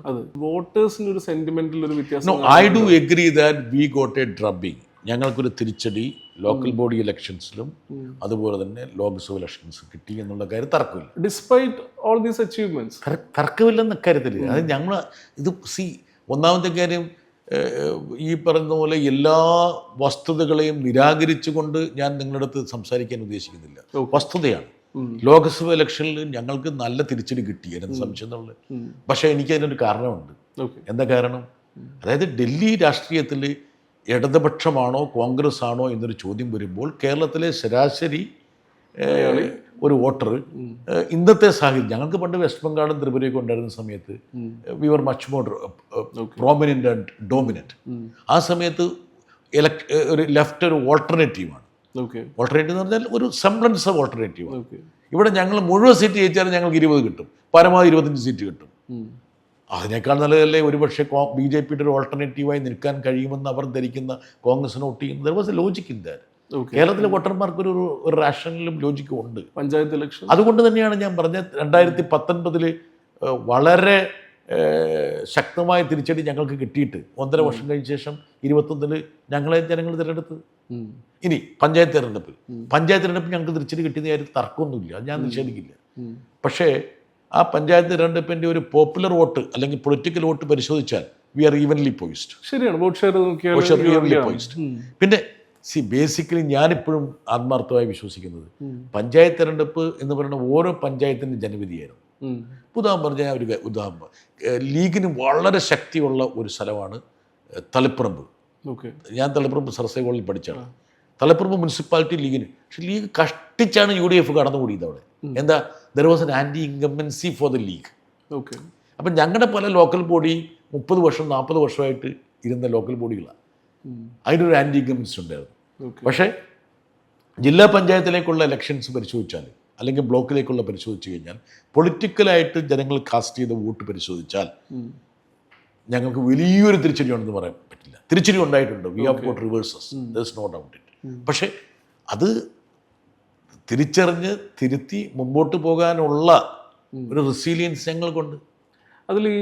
അത് കാണുന്ന സമയത്ത്, അങ്ങനെ റിസൾട്ട് കാണുന്ന സമയത്ത് do you think about how voters are thinking? Like നമ്മുടെ ഈ പറയുന്ന, ഇപ്പോൾ you have A certain list of achievements, pension കാശ് ഉയർത്തിയതാണെങ്കിലും കിഫ്ബി പോലുള്ള വഴി വന്നിട്ടുള്ള പദ്ധതികളാണെങ്കിലും ജനം ഇത് കുറേയും കൂടി ടേക്കൺ ഫോർ ഗ്രാൻഡഡ് ആയിട്ട് എടുക്കുന്ന പോലെ തോന്നുന്നുണ്ട്. അതായത് വികസന പദ്ധതികൾ അത് സർക്കാർ ചെയ്യേണ്ട കാര്യമല്ലേ എന്നെടുക്കുന്ന പോലെ തോന്നുന്നു. ജനം എടുക്കുന്നതിനെന്താ കുഴപ്പമിരിക്കുന്നത്? ജനങ്ങൾക്ക് അർഹതപ്പെട്ടതല്ലേ. അല്ലാതെ ജനങ്ങളോട് ഞങ്ങൾ എന്തെങ്കിലും ഔദാര്യം ചെയ്യുന്നതാണ്? ജനങ്ങൾക്ക് അവകാശപ്പെട്ടതല്ലേ അതെല്ലാം. അല്ലാതെ ജനങ്ങളോട് എന്തെങ്കിലും പ്രത്യേകിച്ച് ഞങ്ങൾ എന്തോ വലിയൊരു ഔദാര്യം കാണിക്കുന്നൊരു പ്രതീതി ഞങ്ങൾക്കില്ല. ഞങ്ങൾ ജനങ്ങൾക്ക് നൽകിയ വാഗ്ദാനങ്ങൾ വാക്ക് പാലിക്കാൻ വേണ്ടി ഞങ്ങൾ ശ്രമിക്കുന്നു. ഇതൊക്കെ ജനത്തിന് അവകാശപ്പെട്ടതാണെന്ന്. അതെ, അതിനകത്ത് തർക്കമൊന്നും. ഇനി അത് ഈ ആനുകൂല്യങ്ങളെല്ലാം ജനങ്ങൾ വാങ്ങിയിട്ട് ഞങ്ങൾക്ക് വോട്ട് ചെയ്തിരിക്കണമെന്ന് ഞങ്ങൾ എവിടെയെങ്കിലും ജനത്തിനുമായിട്ട് എന്തെങ്കിലും കരാർ ഒപ്പുവെച്ചിട്ടുണ്ട്? അതുകൊണ്ട് ഇതൊക്കെ ഡെമോക്രസിയിൽ ജനങ്ങൾക്ക് അവരുടേതായ ഒരു നിലപാടെടുക്കാനുള്ള ഉത്തരവാദിത്വമുണ്ട്, അവകാശമുണ്ട്. പക്ഷെ ഒരു മാർക്കറ്റ്, ഇപ്പം നിങ്ങൾ പറഞ്ഞു വരുന്നത് വെച്ചാൽ ഇതൊക്കെ മേടിച്ചിട്ട് ജനം ഇങ്ങനെ നിങ്ങൾക്ക് തിരിച്ചു വോട്ട് ചെയ്തില്ലേ എന്ന് ചോദിക്കുമ്പോൾ ഞാൻ അതിൽ പരിതപിക്കുന്ന വിചാരിക്കും. എനിക്ക് പരിതാവില്ല. അല്ല, ജനം പരിതപിക്കുന്നു. ഞാൻ പറയുന്നത് ലെഫ്റ്റ് പരിതപിക്കുന്നതല്ല, പക്ഷേ ലെഫ്റ്റ് ഈ മാറ്റം മനസ്സിലാക്കുന്നുണ്ടല്ലോ എന്നുള്ളത്. ഇത് മാത്രം ഒരു ഞാൻ നിങ്ങളോട് നേരത്തെ പറഞ്ഞല്ലേ, ഇലക്ഷനെ സ്വാധീനിക്കുന്ന ഒരുപാട് ഘടകങ്ങളുണ്ട്. ഞാൻ 4M കഥ പറഞ്ഞല്ലോ, മനസ്സിലായില്ലേ? അതായത് ഇൻസ്റ്റിറ്റ്യൂഷൻസ്. ഇപ്പം ഇലക്ഷൻ കമ്മീഷൻ ഇൻസ്റ്റിറ്റ്യൂഷൻ എത്ര ബ്ലേറ്റൻ്റ് ആയിട്ടാണ് ഇലക്ഷൻ കമ്മീഷൻ ഇടപെടുന്നത്. എങ്ങനെയാണ് തൃശ്ശൂരിൽ ഇലക്ഷൻ നടന്നപ്പോൾ അവിടെ വോട്ടറായ ഒരു വ്യക്തി പിന്നീട് ഏതാനും മാസം കഴിഞ്ഞപ്പോൾ തിരുവനന്തപുരത്ത് വോട്ടറായത്, പിന്നെ ഇപ്പോൾ ഗുരുവായൂരാണ്. പിന്നെ അത് കഴിഞ്ഞ് എങ്ങനെയാണ് ഗുരുവായൂരായത്? ഇപ്പോൾ ഇലക്ഷൻ കമ്മീഷൻ എങ്ങനെയാണ് തൃശ്ശൂരിൽ പെട്ടെന്ന് ആകസ്മികമായിട്ട് 75,000 വോട്ട് BJPക്ക് കൂടിയത് അപ്പുറത്തും ഇപ്പുറത്തുനിന്നും? ഞാനൊരു കാര്യം ചോദിച്ചോട്ടെ, എനിക്ക് വേണമെങ്കിൽ അങ്ങനെയാണ്, എനിക്ക് ഇൻസ്റ്റിറ്റ്യൂഷൻസ് ഉണ്ടെങ്കിൽ ഞാൻ ലളിതമായൊരു കാര്യം പറയാം. ഇൻസ്റ്റിറ്റ്യൂഷൻ സപ്പോർട്ട് വേണമെങ്കിൽ ദുരുപയോഗിച്ചുകൊണ്ട് എനിക്ക് യാതൊരു സാധ്യതയില്ലാത്ത മലപ്പുറത്തെ കുറച്ച് മണ്ഡലങ്ങളിൽ നിന്ന് ഞാൻ എൻ്റെ ഇടതുപക്ഷ വോട്ടർമാരെ എല്ലാം കൊണ്ടുവന്ന് ആടി നിൽക്കുന്ന മണ്ഡലങ്ങൾ കൊണ്ട് ചേർത്തിട്ട് എനിക്കിതെല്ലാം ഹൈജാക്ക് ചെയ്തു. പക്ഷേ ഇതിലേ ഒരു വ്യത്യാസമുള്ളത്, ഈ 2021 ഇലക്ഷൻ നമ്മൾ എടുത്തു നോക്കിയാൽ ഒരു ഭയങ്കര വ്യത്യാസമാണല്ലോ. 2021 ഞാൻ ഇലക്ഷൻ റിപ്പോർട്ടിങ്ങിൽ പോകുന്ന സമയത്ത് എനിക്ക് സെൻസ് ചെയ്തിട്ടുള്ള ഒരു കാര്യമുണ്ട്. എല്ലാ മണ്ഡലത്തിലും പിണറായി വിജയൻ കാൻഡിഡേറ്റ് ആയിട്ട് നിൽക്കുന്ന പോലെ. കാരണം ജനം അന്ന് കോവിഡും ഫ്ലഡും എല്ലാം കഴിഞ്ഞ് നിൽക്കുന്ന ഒരു അവസ്ഥയിൽ ഈ കോവിഡിൽ CMന്റെ പ്രസ് മീറ്റ് ഒരു അപ്പോയിൻമെൻറ്റ് വ്യൂവിങ് പോലെ കറക്റ്റ് ആ സമയത്ത് ആൾക്കാർ വന്ന് TV മുന്നിൽ വന്നിരുന്ന് ഒരു സീരിയൽ കാണുന്ന പോലെ അവർ നോട്ടൊക്കെ എഴുതിയെടുത്ത് ഈ സംഭവം കാണുന്നു. അപ്പോൾ അതിൻ്റെ ഒരു വലിയൊരു ഇമ്പാക്റ്റ് എനിക്ക് തോന്നിയിരുന്നു അന്ന് ആ ഇലക്ഷനിൽ. ഞാൻ അന്ന് നോർത്ത് കേരളയിൽ ഒരുപാട് ട്രാവൽ ചെയ്തിട്ടുണ്ടായിരുന്നു. അന്നെല്ലാം ആൾക്കാർ പറഞ്ഞുകൊണ്ടിരുന്നത് CMന്റെ പെർഫോമൻസ് പറ്റി. ഏതെങ്കിലും ഒരു ഡിപ്പാർട്ട്മെൻറ്റിൻ്റെയോ അല്ലെങ്കിൽ അവരുടെ സ്വന്തം MLAയുടെ പെർഫോമൻസിനേക്കാളും കൂടുതൽ CMന്റെ പെർഫോമൻസ്, ആ ഒരു ന്യൂ പിണറായി ഫാൻസ് തന്നെ പറയാം. പിണറായിയുടെ യൂഷ്വൽ വോട്ട് ചെയ്യാത്ത ആൾക്കാർ പോലും വന്നില്ല. സെക്കൻഡ് അഡ്മിനിസ്ട്രേഷൻ ഏതെങ്കിലും തരത്തിൽ ഇതിനെ ഒരു തരത്തിൽ ആ ഗുഡ് വില്ല് അന്നുണ്ടാക്കിയ ഗുഡ് വില്ല് സ്പെൻഡ് ചെയ്ത പോലെ സംഭവിച്ചിട്ടുണ്ട്. സെക്കൻഡ് അഡ്മിനിസ്ട്രേഷനിൽ എന്തെങ്കിലും പോരായ്മയാണോ ഇതിൻ്റെ ഒരു കാരണം? ഒരു ഗവൺമെൻറ്റും ഒരു ഗവൺമെൻറ് പോലെ ആകണമെന്നില്ല. രണ്ട് ജനങ്ങളെ സ്വാധീനിക്കുന്ന ഒരുപാട് ഘടകങ്ങളുണ്ടാകാം. പക്ഷെ എൻ്റെ അഭിപ്രായത്തിൽ ഫസ്റ്റ് ഗവൺമെൻറ്റിൻ്റെ ഒരു കണ്ടിന്യൂവേഷൻ ആയിരുന്നു സെക്കൻഡ് ഗവൺമെൻറ്. ഇന്ന് കേരളത്തിൽ നടക്കുന്ന വികസന ദൗത്യങ്ങൾ കണ്ടാൽ കേരളത്തിന് വെളിയിൽ നിന്ന് ആര് വന്നാലും അമ്പരന്ന് പോകും. കഴിഞ്ഞ 10 വർഷം കൊണ്ട് കേരളം മാറിയത് എങ്ങനെയാണെന്ന് ആൾക്കാരൊരു വിസ്മയത്തോടെയാണ് നോക്കിക്കാണാൻ പറ്റും. കേരളത്തിലകത്തുള്ള ആളുകളും അതെ ഞാൻ ആ വിസ്മയം ഉണ്ടായതുകൊണ്ടാണ്, ഒരു കണ്ടിന്യൂവേഷൻ ആയതുകൊണ്ടാണ്, അല്ലേ? അല്ലാതെ ഒരു കല്ലിട്ടിട്ട് ആ കല്ല് മുളയ്ക്കുകയോ എന്ന് പോലും നോക്കാതെ പോകുന്ന ഒരു സംസ്കാരത്തിൽ നിന്ന് ഇവിടെ പദ്ധതികൾ കൺസീവ് ചെയ്തു, ആ പദ്ധതികൾ ഇംപ്ലിമെൻ്റ് ചെയ്തു, ആ പദ്ധതികൾ കമ്മീഷൻ ചെയ്യുന്നു. ഇതൊരു 10 വർഷത്തെ പ്രോസസ്സാണ്. അപ്പം അതിനെ എൻ്റെ ഒരു അഭിപ്രായത്തിൽ ഇൻ്റഗ്രൽ ആയിട്ടാണ് കാണേണ്ടത്. അതിന് രണ്ടും കൂടി അതിൽ കോൺട്രഡിക്ടറി അല്ല, ഇത് കോംപ്ലിമെൻ്ററി ആയിരുന്നു. പിന്നെ ഒരു ഭരണകർത്താവിൻ്റെ അപ്പീല് 2021 കുറച്ചും കൂടി ഗ്രാഫ് കൂടുതലായിരുന്നു. അത് 2026 എത്തിയപ്പോൾ അപ്പീൽ കുറഞ്ഞു. അത് ഒന്നാമത്തെ കാര്യം ഇതൊന്നും നമുക്ക് ജഡ്ജ് ചെയ്യാനുള്ള ഒരു ഘട്ടമായിട്ടില്ല, നമുക്ക് അങ്ങനെ ഒരു പോളിംഗ് ഇൻഡിക്കേറ്റർ ഒന്നുമില്ല. പിന്നെ അന്നത്തെ കോവിഡ് കാലഘട്ടത്തിൽ സ്വാഭാവികമായിട്ടും ആൾക്കാർക്കൊരു വെന്റിലേഷൻ ആയിരുന്നു. You are absolutely correct. അതായത് പിണറായിയുടെ പത്രസമ്മേളനങ്ങളും കാര്യങ്ങളൊക്കെ. പക്ഷേ പൊളിറ്റിക്സ് അല്ലേ, ഒരു സാഹചര്യം എപ്പോഴും അതുപോലെ റിപ്പീറ്റ് ചെയ്യപ്പെടുന്നുണ്ട്. ഐ തിങ്ക് സി എമ്മിൻ്റെ പെർഫോമൻസ് ലെവല് പീക്ക് ചെയ്ത് ആക്ച്വലി സെക്കൻഡ് ടേമിൽ പീക്ക് ചെയ്യുക. പീക്ക് എന്ന് വെച്ചാൽ അത് സ്വാഭാവികമായ ഒരു പീക്കിംഗ് ആണ്. എന്താ കാരണം എന്ന് വെച്ചാൽ മൂപ്പർ ഏറ്റെടുത്ത പ്രധാനപ്പെട്ട എല്ലാ വലിയ ഇൻഫ്രാസ്ട്രക്ചർ പ്രോജക്ട്സും യഥാർത്ഥത്തിൽ ഫലവത്തായി. എടമൺ കൊച്ചി എല്ലാ പുതാൻ പറഞ്ഞ വിഴിഞ്ഞം പദ്ധതി അതിൻ്റെ അടുത്ത ഘട്ടങ്ങളിലേക്ക് പോകുന്നു. 1,30,000 കോടി രൂപയുടെ ഇൻവോൾവ്മെൻ്റ് ഉള്ള ദേശീയപാത 80% 90% ആയിരിക്കുന്നു. പിന്നെ മറ്റേ ഈ പറഞ്ഞ LNG, ഈ പറഞ്ഞ എന്താണ് പെട്രോനെറ്റിൻ്റെ ആ പദ്ധതി, പിന്നീട് മറ്റേ എടമൺ കൊച്ചി, ഏത് പദ്ധതിയാണ്, തീരദേശ ഹൈവേ, മലയോര ഹൈവേ, ജലപാതയുടെ ഒരു പ്രത്യേക ഘട്ടത്തിൻ്റെ commissioning. Basically Kerala has changed. ഞാൻ കേരളത്തിൽ അങ്ങോട്ടും ഇങ്ങോട്ടും യാത്ര ചെയ്യുമ്പോൾ എനിക്ക് ഒരു 6-7 വർഷം മുമ്പ് യാത്ര ചെയ്യുമ്പോൾ എനിക്ക് ഓരോ സ്ഥലവും എനിക്ക് കൃത്യമായി പരിചിതമായിരുന്നു. ഇന്നെനിക്ക് പരിചിതമല്ല, അതെല്ലാം മാറി മറിഞ്ഞു. Keralam has changed. പക്ഷെ ഇതാണ് ഞാൻ പറയുന്നത്, ഇതിലിപ്പം CM മാറിയില്ല എന്ന് പറഞ്ഞല്ലോ, അത് ശരിയാണെന്ന് എനിക്കും തോന്നിയിട്ടുണ്ട്. പക്ഷെ CMൻ്റെ the way he does things, ഒരു അൺസെൻറ്റിമെൻറ്റാലിറ്റി ഉണ്ട്. ഒരു കണക്ക് അധ്യാപകനെ പോലെ ഒരു ഈസ് ലിസ്റ്റ് ടിക്ക് ചെയ്യുന്ന ആ ഒരു സാധനം, അത് കോവിഡിന്റെ സമയത്ത് ഒരുപാട് അപ്രീഷിയേറ്റ് ചെയ്യപ്പെട്ടു. ഓരോരുത്തർക്കും ഓരോ ക്യാരക്ടർ അല്ലേ. ഞാൻ ഉദാഹരണം പറഞ്ഞാൽ പിണറായി വിജയന് അത് ആൾക്കാർ ജനം അത് ജനം നിങ്ങളല്ലല്ലോ ജനം എന്ന് പറയണത്. നമ്മുടെ നാട്ടിൽ ഈ മാധ്യമപ്രവർത്തകർക്ക് ഒരു പ്രത്യേകതയുണ്ട്. അവർ വിചാരിക്കുന്നത് അവരാണ് ജനം എന്ന്. പണ്ട് അർണവ് ഗോസ്വാമി പറഞ്ഞ പോലെ people of this nation wants to know എന്ന് പറയുന്ന പോലെയാണ്. ഇത് ഒന്നാമത്തെ കാര്യം, പിണറായി എന്നുള്ള ഭരണാധികാരിയെ ഓരോ നിമിഷവും ജനങ്ങൾ കണ്ടുകൊണ്ടിരിക്കുകയല്ലേ. അദ്ദേഹം ജനങ്ങളുടെ മധ്യത്തിലല്ലേ അല്ലേ. അപ്പം അദ്ദേഹത്തിന് അവർ വിലയിരുത്തട്ടെ. പക്ഷെ ഞാൻ ചോദിക്കുന്നത്, ചില കാര്യങ്ങളിലെങ്കിലും ഗവൺമെന്റിന് ഈ പറയുന്ന ഒരു കമ്മ്യൂണിക്കേഷൻ സൈഡിൽ നിന്ന് ചില കാര്യങ്ങൾ, ഇപ്പം ഞാനൊരു അൺകംഫർട്ടബിൾ ഒരു കാര്യം വീണ വിജയന്റെ കേസിൽ ലീഗലി തെറ്റായിരിക്കില്ല, അത് ഒരുപക്ഷെ ലീഗലി അതിന് ഒരു തരത്തിലുള്ള ചലഞ്ചും ഉണ്ടാവാൻ സാധ്യതയില്ല. പക്ഷേ എത്തിക്കലി ഒരു നോട്ടപ്പശക്ക് പറ്റിയത് വേണമെങ്കിൽ പറയാമായിരുന്ന ഒരു കേസായിരുന്നു അതെന്ന് തോന്നുന്നുണ്ടോ? അങ്ങനെ ഒരു ഇത് പറഞ്ഞിട്ടുണ്ടെങ്കിൽ ഇടതുപക്ഷത്തെ ബിലീവ് ചെയ്യുന്ന ജനങ്ങൾ അത് സാരമില്ല എന്ന് പറഞ്ഞാൽ ഇവിടെ മൂവ് ഓൺ. എന്താ ആ കേസിൽ എന്താ ഉള്ളത് എന്ന് പറഞ്ഞ് ഇങ്ങോട്ട് വന്നത്? What is that? ലൈക്ക് ഒരു ഷേഡി എന്ന് പുറത്തറിയപ്പെടുന്ന ഒരു ബിസിനസ് കേരളത്തിലെ പ്രധാനപ്പെട്ട ഒരു ഓൺട്രപ്രണർ അല്ലേ അദ്ദേഹം. എത്രയോ ആൾക്കാർക്ക് ജോലി കൊടുക്കുന്ന ആളാണ്. So you're saying there's nothing. What is there shady in that? He's an entrepreneur. So you're saying there's nothing ethically. What is there then? What is there? അതിൽ ഒരു സെക്കൻഡ് ഞാൻ പറയട്ടെ. ഇപ്പം ഞാൻ നിങ്ങളുടെ മാധ്യമപ്രവർത്തനത്തിൻ്റെ പൊള്ളത്തരം ഞാൻ എക്സ്പോസ് ചെയ്യട്ടെ. അതായത് ഇന്ത്യ ഗവൺമെൻറ്റിൻ്റെ കണക്ക് പ്രകാരം നിങ്ങൾക്ക് എത്ര ക്യാഷ് കൈകാര്യം ചെയ്യാൻ പറ്റും? 20,000 രൂപയുടെ അപ്പുറത്ത് ക്യാഷ് കൈകാര്യം ചെയ്യാൻ പറ്റില്ല. അല്ലെങ്കിൽ 2 ലക്ഷം ഒരു കണക്കുണ്ടല്ലോ. PK കുഞ്ഞാലിക്കുട്ടി രമേശ് ചെന്നിത്തലയും 15 ലക്ഷം രൂപ അവിടെ നിന്ന് മേടിച്ചു എന്ന് പറയുന്നുണ്ട്. അതല്ല നിങ്ങൾക്ക് വിഷയം. തീർച്ചയായും ഒരു സെക്കൻഡ്, അത് നിങ്ങൾക്ക് വിഷയമല്ലല്ലോ. അതെവിടെയെങ്കിലും നിങ്ങൾ വിഷയമാക്കിയിട്ടുണ്ടോ? ഇത് ലീഗലായിട്ട് ഒരു എൻറ്റിറ്റി എല്ലാ പ്രൊസീജിയേഴ്സും പാലിച്ചുകൊണ്ട് അവർ ഒരു കരാറിൽ ഏർപ്പെടുന്നു. അതാണോ പ്രശ്നം? അതെയോ എല്ലാ നിയമങ്ങളും ലംഘിച്ചുകൊണ്ട് ഇത്ര രൂപ അവർ മേടിച്ചവർ സമ്മതിക്കുന്നുണ്ട്. ഞാനതൊന്നും പറയണത്തിന്റെ കാര്യം സെലക്റ്റീവ് ടാർഗറ്റിംഗ്. അവർ ക്വാളിഫൈഡ് ആയിട്ടുള്ള ഒരു പ്രൊഫഷണലാണ്. അവർ ക്വാളിഫൈഡ് ആയിട്ടുള്ള ഒരു പ്രൊഫഷണൽ, അവരുടേതായിട്ടുള്ള നിയമപരമായിട്ടുള്ള ഒരു ബിസിനസ്സിന്റെ ഭാഗമാകുന്നതിന് ആർക്ക് തടസ്സമില്ല.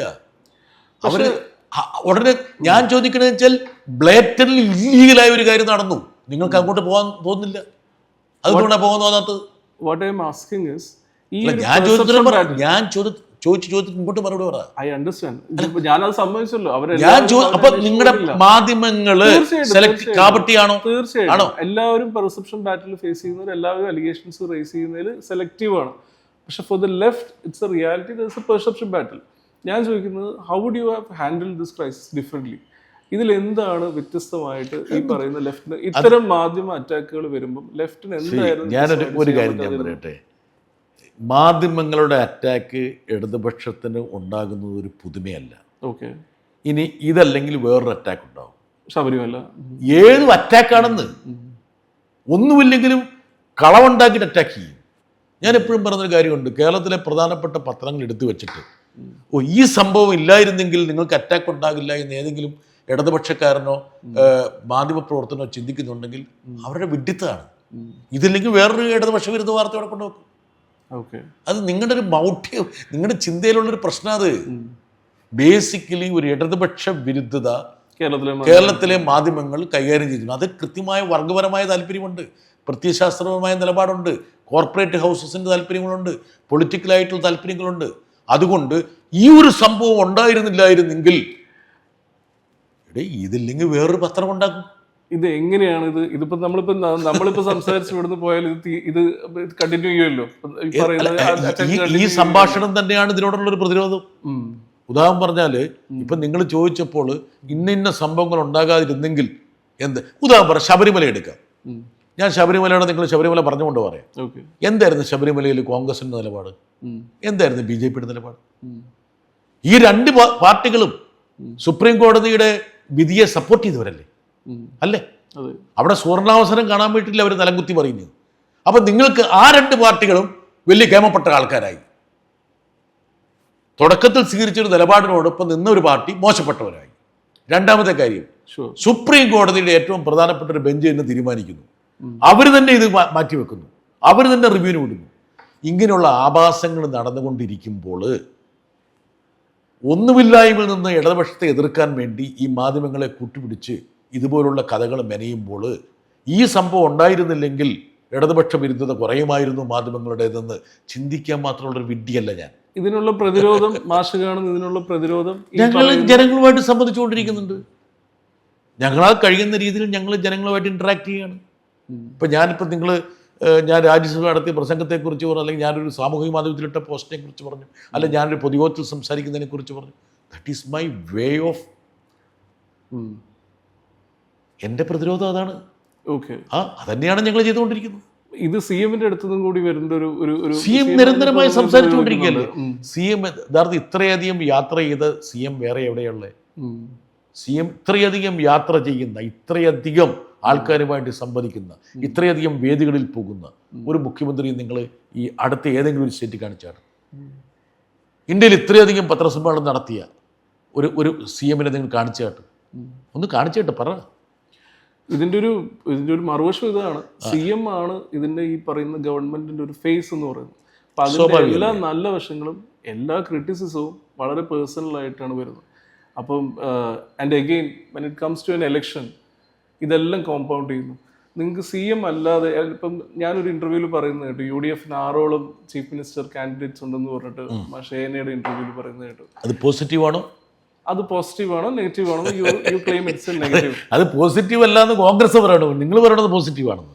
ഇടതുപക്ഷത്തെ സംബന്ധിച്ച് അങ്ങനെ ഒരു സെക്കൻഡ് നിര ഒരു നേതൃത്വം കൊണ്ടുവരാൻ വേണ്ടിയിട്ടായിരുന്നു കഴിഞ്ഞ തവണ സീനിയേഴ്സിന്റെ ബെഞ്ച് ചെയ്ത് ഒരു പുതിയ നേതൃത്വം വന്നത്. What is your expectation about the new leadership as coming, the second leadership? ഒന്നാമത്തെ കാര്യം എന്ന് വെച്ചാൽ ഞങ്ങളുടെ ഇപ്പോഴത്തെ ലീഡർ CPM-ന്റെ ഞങ്ങളുടെ മുൻനിര നേതാവെന്ന് പറയുന്നത് ഇന്നത്തെ മുഖ്യമന്ത്രി, തർക്കമൊന്നുമില്ല. ഉദാഹരണം പറഞ്ഞാൽ രണ്ടാം നിര എന്ന് പറയുന്നത് CPM-ന്റെ സെക്രട്ടേറിയറ്റ്, അല്ലെങ്കിൽ CPM-ന്റെ കേന്ദ്ര കമ്മിറ്റി, അല്ലെങ്കിൽ CPM-ന്റെ മുൻനിരയിൽ എത്രയോ നേതാക്കന്മാരുണ്ട്. ഞങ്ങൾ ഇങ്ങനെ ഇന്നത്തെ ഒരു ഘട്ടത്തിൽ ഞങ്ങൾക്ക് എന്താ വേണ്ടത്? ഞങ്ങളുടെ ക്യാമ്പയിനെ നയിക്കാൻ കഴിയുന്ന പ്രാപ്തനായിട്ടുള്ള ഒരാൾ വേണം. ഞങ്ങൾക്കൊരാളുണ്ട്. അത് ഞങ്ങളുടെ പോസിറ്റീവ് ആസ്പെക്റ്റാണ്. മറിച്ച് കോൺഗ്രസ്സിന് അവരുടെ ക്യാമ്പയിൻ ആരാണ് യഥാർത്ഥത്തിൽ നയിക്കുന്നതെന്നുള്ള അവർക്ക് അറിയില്ല. ഇന്നയാളാണോ എന്ന് അവർക്കറിയില്ല. ആ കൺഫ്യൂഷനാണ്. അപ്പോൾ ആ കൺഫ്യൂഷൻ ഞങ്ങൾക്ക് ഉണ്ടാക്കണം എന്നാണോ നിങ്ങൾ ആഗ്രഹിക്കുന്നത്? അവരുടെ കൺഫ്യൂഷൻ ഞങ്ങൾക്ക് കൊണ്ടുതരണം. അല്ല ഇതിലൊരു ഇങ്ങനെയാണ് ചില ഉപദേശങ്ങൾ. യു ആർ ഉപദേശകൻ പറയുന്ന ഞാൻ ഇങ്ങനത്തെ ഉപദേശമൊന്നും ഒന്നും കൊടുത്തിട്ടില്ല. How is your relationship with CM? Do you meet him very often? എങ്ങനെയാണ് പബ്ലിക്കിനെ സംബന്ധിച്ച് പുള്ളി പ്രസ് മീറ്റ് നടത്തുമ്പോൾ കാണുന്നതല്ലാതെ പുള്ളിയുടെ private life, like how he handle stuff? കഴിഞ്ഞ ദിവസമല്ലേ പുള്ളി അദ്ദേഹത്തിന്റെ മോഹൻലാലുമായി ഇന്റർവ്യൂവിൽ അദ്ദേഹം എക്സ്റ്റെൻസീവ് അദ്ദേഹത്തിന്റെ പേഴ്സണൽ ലൈഫ് മുഴുവൻ പറഞ്ഞില്ലേ. പക്ഷേ ഈ പ്രൊജക്ടുകളുടെ കാര്യത്തില് ഇപ്പൊ ഈ പറയുന്ന എടമൺ കൊച്ചി ആണെങ്കിലും ഹൈവേ പ്രൊജക്ടുകളാണെങ്കിലും വാട്ടർവേ ആണെങ്കിലും ഞാൻ മനസ്സിലാക്കി ഇതെല്ലാം സിഎമ്മിന്റെ ഡയറക്റ്റ് ഇന്റർവെൻഷൻ ഉള്ളത് കൊണ്ടാണ് ഇത് ഈ പറയുന്നത്. വലിയ പദ്ധതികൾ നടക്കണേ അദ്ദേഹം മുഖ്യമന്ത്രി ഇടപെടൽ വേണ്ടേ? How does he make it happen? What is the process? അതാണല്ലോ അദ്ദേഹത്തിന്റെ ഒരു എബിലിറ്റി എന്ന് പറയുന്നത്. അദ്ദേഹത്തിന്റെ ലീഡർഷിപ്പ് അക്യൂമെന്റ് എന്ന് പറയുന്നത് അതല്ലേ. Very close quarters. എനിക്കിപ്പോഴും ഓർമ്മയുണ്ട്. കേൾക്കാൻ ക്ഷമയുണ്ടെങ്കിൽ ഞാൻ പറഞ്ഞുതരാം. മുഖ്യമന്ത്രി ആയ ശേഷം അദ്ദേഹം ഡൽഹി പോയപ്പോൾ അദ്ദേഹം പ്രധാനപ്പെട്ട ആൾക്കാരെ എല്ലാം കണ്ടു. അതിൽ ഒരാളെ കണ്ടത് ഇന്ത്യൻ പ്രധാനമന്ത്രിയാണ്. പ്രധാനമന്ത്രി അദ്ദേഹത്തെ സ്വീകരിച്ച് ഇതിന് ശേഷം അദ്ദേഹത്തോട് പറഞ്ഞൊരു കാര്യമുണ്ട്. എത്രയോ വർഷമായി ഒരു വാതക പൈപ്പ് ലൈനിന് വേണ്ടിയിട്ട് നമ്മൾ പദ്ധതി നിങ്ങൾക്ക് നൽകി, നടക്കുന്നില്ല. ഓരോ വർഷം ഭീമമായ സംഖ്യ നഷ്ടം വന്നുകൊണ്ടിരിക്കുകയാണ്. നിങ്ങൾക്ക് ഈ വാതക പൈപ്പ് ലൈൻ പദ്ധതി പൂർത്തിയാക്കാൻ പറ്റും. അപ്പോൾ വാതക പൈപ്പ് ലൈനിൽ കോൺഗ്രസ്, ലീഗ്, BJP എല്ലാവരും എതിർപ്പാണ്. ലീഗ് കുഞ്ഞാലിക്കുട്ടി സാഹിബൊക്കെ ഒരു കാരണവശാലും അതിലൂടെ വാതക പൈപ്പ് ലൈൻ കടത്തിവിടില്ല എന്ന് പറയുന്നു. അദ്ദേഹം ഒരു വാക്ക് കൊടുത്തു, ഞാൻ നടപ്പിലാക്കും. അത് കഴിഞ്ഞ് നിതിൻ ഗഡ്കരിയുടെ അടുത്ത് നിതിൻ ഗഡ്കരി അന്നും ഇന്നും അദ്ദേഹം സർഫസ് ട്രാൻസ്പോർട്ട് മിനിസ്റ്ററാണ്. അദ്ദേഹം പറഞ്ഞു, എത്ര പതിറ്റാണ്ടായി കേരളത്തിലെ ദേശീയപാത പദ്ധതി ഇങ്ങനെ പെൻഡിങ് കിടക്കുന്നു. ആ ഓഫീസ് തന്നെ പൂട്ടി. ഇന്ത്യയിൽ ആകമാനം ഇങ്ങനെ ദേശീയപാതകൾ വികസിച്ചുകൊണ്ടിരിക്കുന്നു. നിങ്ങൾക്ക് വഴിയൊന്നും വേണ്ടേ? അദ്ദേഹം പറഞ്ഞു, ഞാൻ നടപ്പിലാക്കും. അതിനുശേഷം ഗഡ്കരി പറഞ്ഞൊരു കാര്യമുണ്ട്, ഹിന്ദിയിലാണ് പറഞ്ഞു. ഞാൻ അന്നേരം ആ മീറ്റിങ്ങിനുള്ളതുകൊണ്ട് പറയാം. വിജയൻ സാബ് സിറഫ് ആപ്കോ കർ സക്തെ, നിങ്ങൾക്ക് മാത്രമേ ആ പദ്ധതി ചെയ്യാൻ പറ്റൂ. നിതിൻ ഗഡ്കരി ഇപ്പം ജീവിച്ചിരിപ്പുണ്ട്. നിങ്ങൾക്ക് നിതിൻ ഗഡ്കരിയോട് ചോദിക്കാം. ഞാൻ അദ്ദേഹത്തിനെ പല കാരണങ്ങൾ കൊണ്ട് പലപ്പോഴും കാണുമ്പോഴും അദ്ദേഹം പറഞ്ഞൊരു കാര്യമുണ്ട്, ആ ഒരൊറ്റ മനുഷ്യൻ കാരണമാണ് കേരളത്തിലെ ദേശീയപാത വികസിക്കുന്നത്. ഇത് ഞാൻ എൻ്റെ കണ്ണുകൊണ്ട് കണ്ടിട്ടുള്ളതല്ലേ, കാതുകൊണ്ട് കേട്ടിട്ടുള്ളതല്ലേ. ഇതിൽ വളരെ ഇൻട്രസ്റ്റിംഗ് ആയിട്ടുള്ള ഒരു ത്രെഡ് എന്ന് പറയുന്നത് ഈ സെൻട്രൽ സ്റ്റേറ്റ് റിലേഷൻഷിപ്പാണ്. നമ്മളിപ്പോൾ ഏതൊരു പാർട്ടിയും ഒരു മാനിഫെസ്റ്റോ ഈ ഇലക്ഷന് മുന്നോട്ട് വെച്ചിട്ടുണ്ടെങ്കിലും നമുക്ക് കിട്ടാൻ പോകുന്ന റവന്യൂ ഏതാണ്ട് ലോക്ക്ഡൗൺ. എല്ലാ വർഷവും കിട്ടാൻ പോകുന്ന റവന്യൂവിൽ ഒരു ഇൻഫ്ലേഷൻ അഡ്ജസ്റ്റ് ചെയ്ത് റവന്യൂ നമുക്ക് കിട്ടത്തുള്ളൂ. അത് ഈ പറയുന്ന സെൻറ്ററിൻ്റെ അകത്ത് വാങ്ങിയെടുക്കണം. സെൻറ്ററുമായിട്ടൊരു നയപരമായിട്ടുള്ളൊരു സമീപനം വേണം ഏത് പാർട്ടി അധികാരത്തിൽ വന്നാലും. രണ്ട് പാർട്ടികൾ എക്സ്ട്രീംലി ഒപ്പോസിറ്റ് ഐഡിയോളജിക്കലുള്ള രണ്ട് പാർട്ടികളാണ് സെൻട്രൽ സ്റ്റേറ്റിലും ഉള്ളത്. ഇപ്പം ഇതിനിടയിൽ നമ്മൾ എങ്ങനെ ഈ സാധനം നടത്തിയെടുക്കും? ഈ ക്വസ്റ്റ്യനിൽ ചില അപാകതകളുണ്ട്. എന്താ കാരണം എന്ന് വെച്ചാൽ നമ്മൾ വലിയ വില കൊടുക്കുക ചെയ്യുന്നത്. അതെ, ആക്ച്വലി അതായത് ഇപ്പോൾ കർണാടകയിലാണെങ്കിലും ആന്ധ്രയിലാണെങ്കിലും തെലുങ്കാനയിലാണെങ്കിലും തമിഴ്നാട്ടിലാണെങ്കിലും ഈ ദേശീയപാത വികസനമൊക്കെ വളരെ ദ്രുതഗതിയിൽ മുമ്പോട്ട് പോയിരുന്നു. ദേശീയപാത ഒന്ന് മാത്രം, എയിംസും എല്ലാം പോയിരുന്നു, മുമ്പോട്ട് പോയിരുന്നു. കേരളത്തിലെ UDF ഗവൺമെന്റിന്റെ കെടികാര്യസ്ഥത കൊണ്ട് ഇത് ഉപേക്ഷിക്കപ്പെട്ടതാണ്. അപ്പം അതുകൊണ്ടല്ലാതെ, അതായത് ഭയങ്കര നയപരമായിട്ടുള്ള ഒരു ഇതുകൊണ്ട് സംഭവിച്ചതല്ല, ഒരു അഡ്മിനിസ്ട്രേറ്റീവ് അക്യൂമൻ ഇല്ലാത്തത് കൊണ്ട്, ഒരു ഇച്ഛാശക്തി ഇല്ലാത്തത് കൊണ്ടാണ് നമുക്ക് നഷ്ടം സംഭവിച്ചത്. യഥാർത്ഥത്തിൽ ഈ UDF കേരളത്തോട് മാപ്പ് വരണം. എന്താ കാരണം എന്നറിയോ?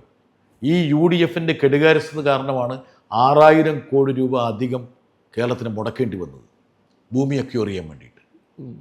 നോക്കുക, ഓരോ പദ്ധതി നോക്കുക.